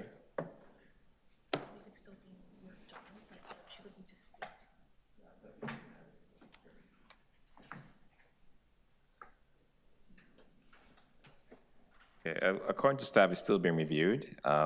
We didn't receive this in advance, and there are some issues with it, I'm going to say. And so I think we will defer this item to the next board meeting as a result. Well, I know my colleagues haven't seen it, but it talks about. Okay, you need to calm yourself. Okay, I've been here since 9:30.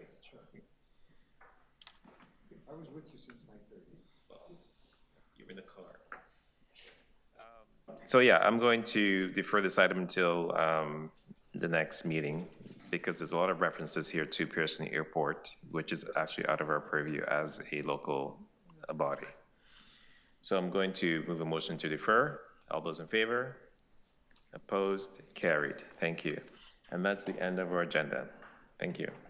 Move adjournment? Don't need to. Thank you, Chair, and thank you, fellow board members. Have a great day. Thank you. Thank you, everybody. Be well. Thank you.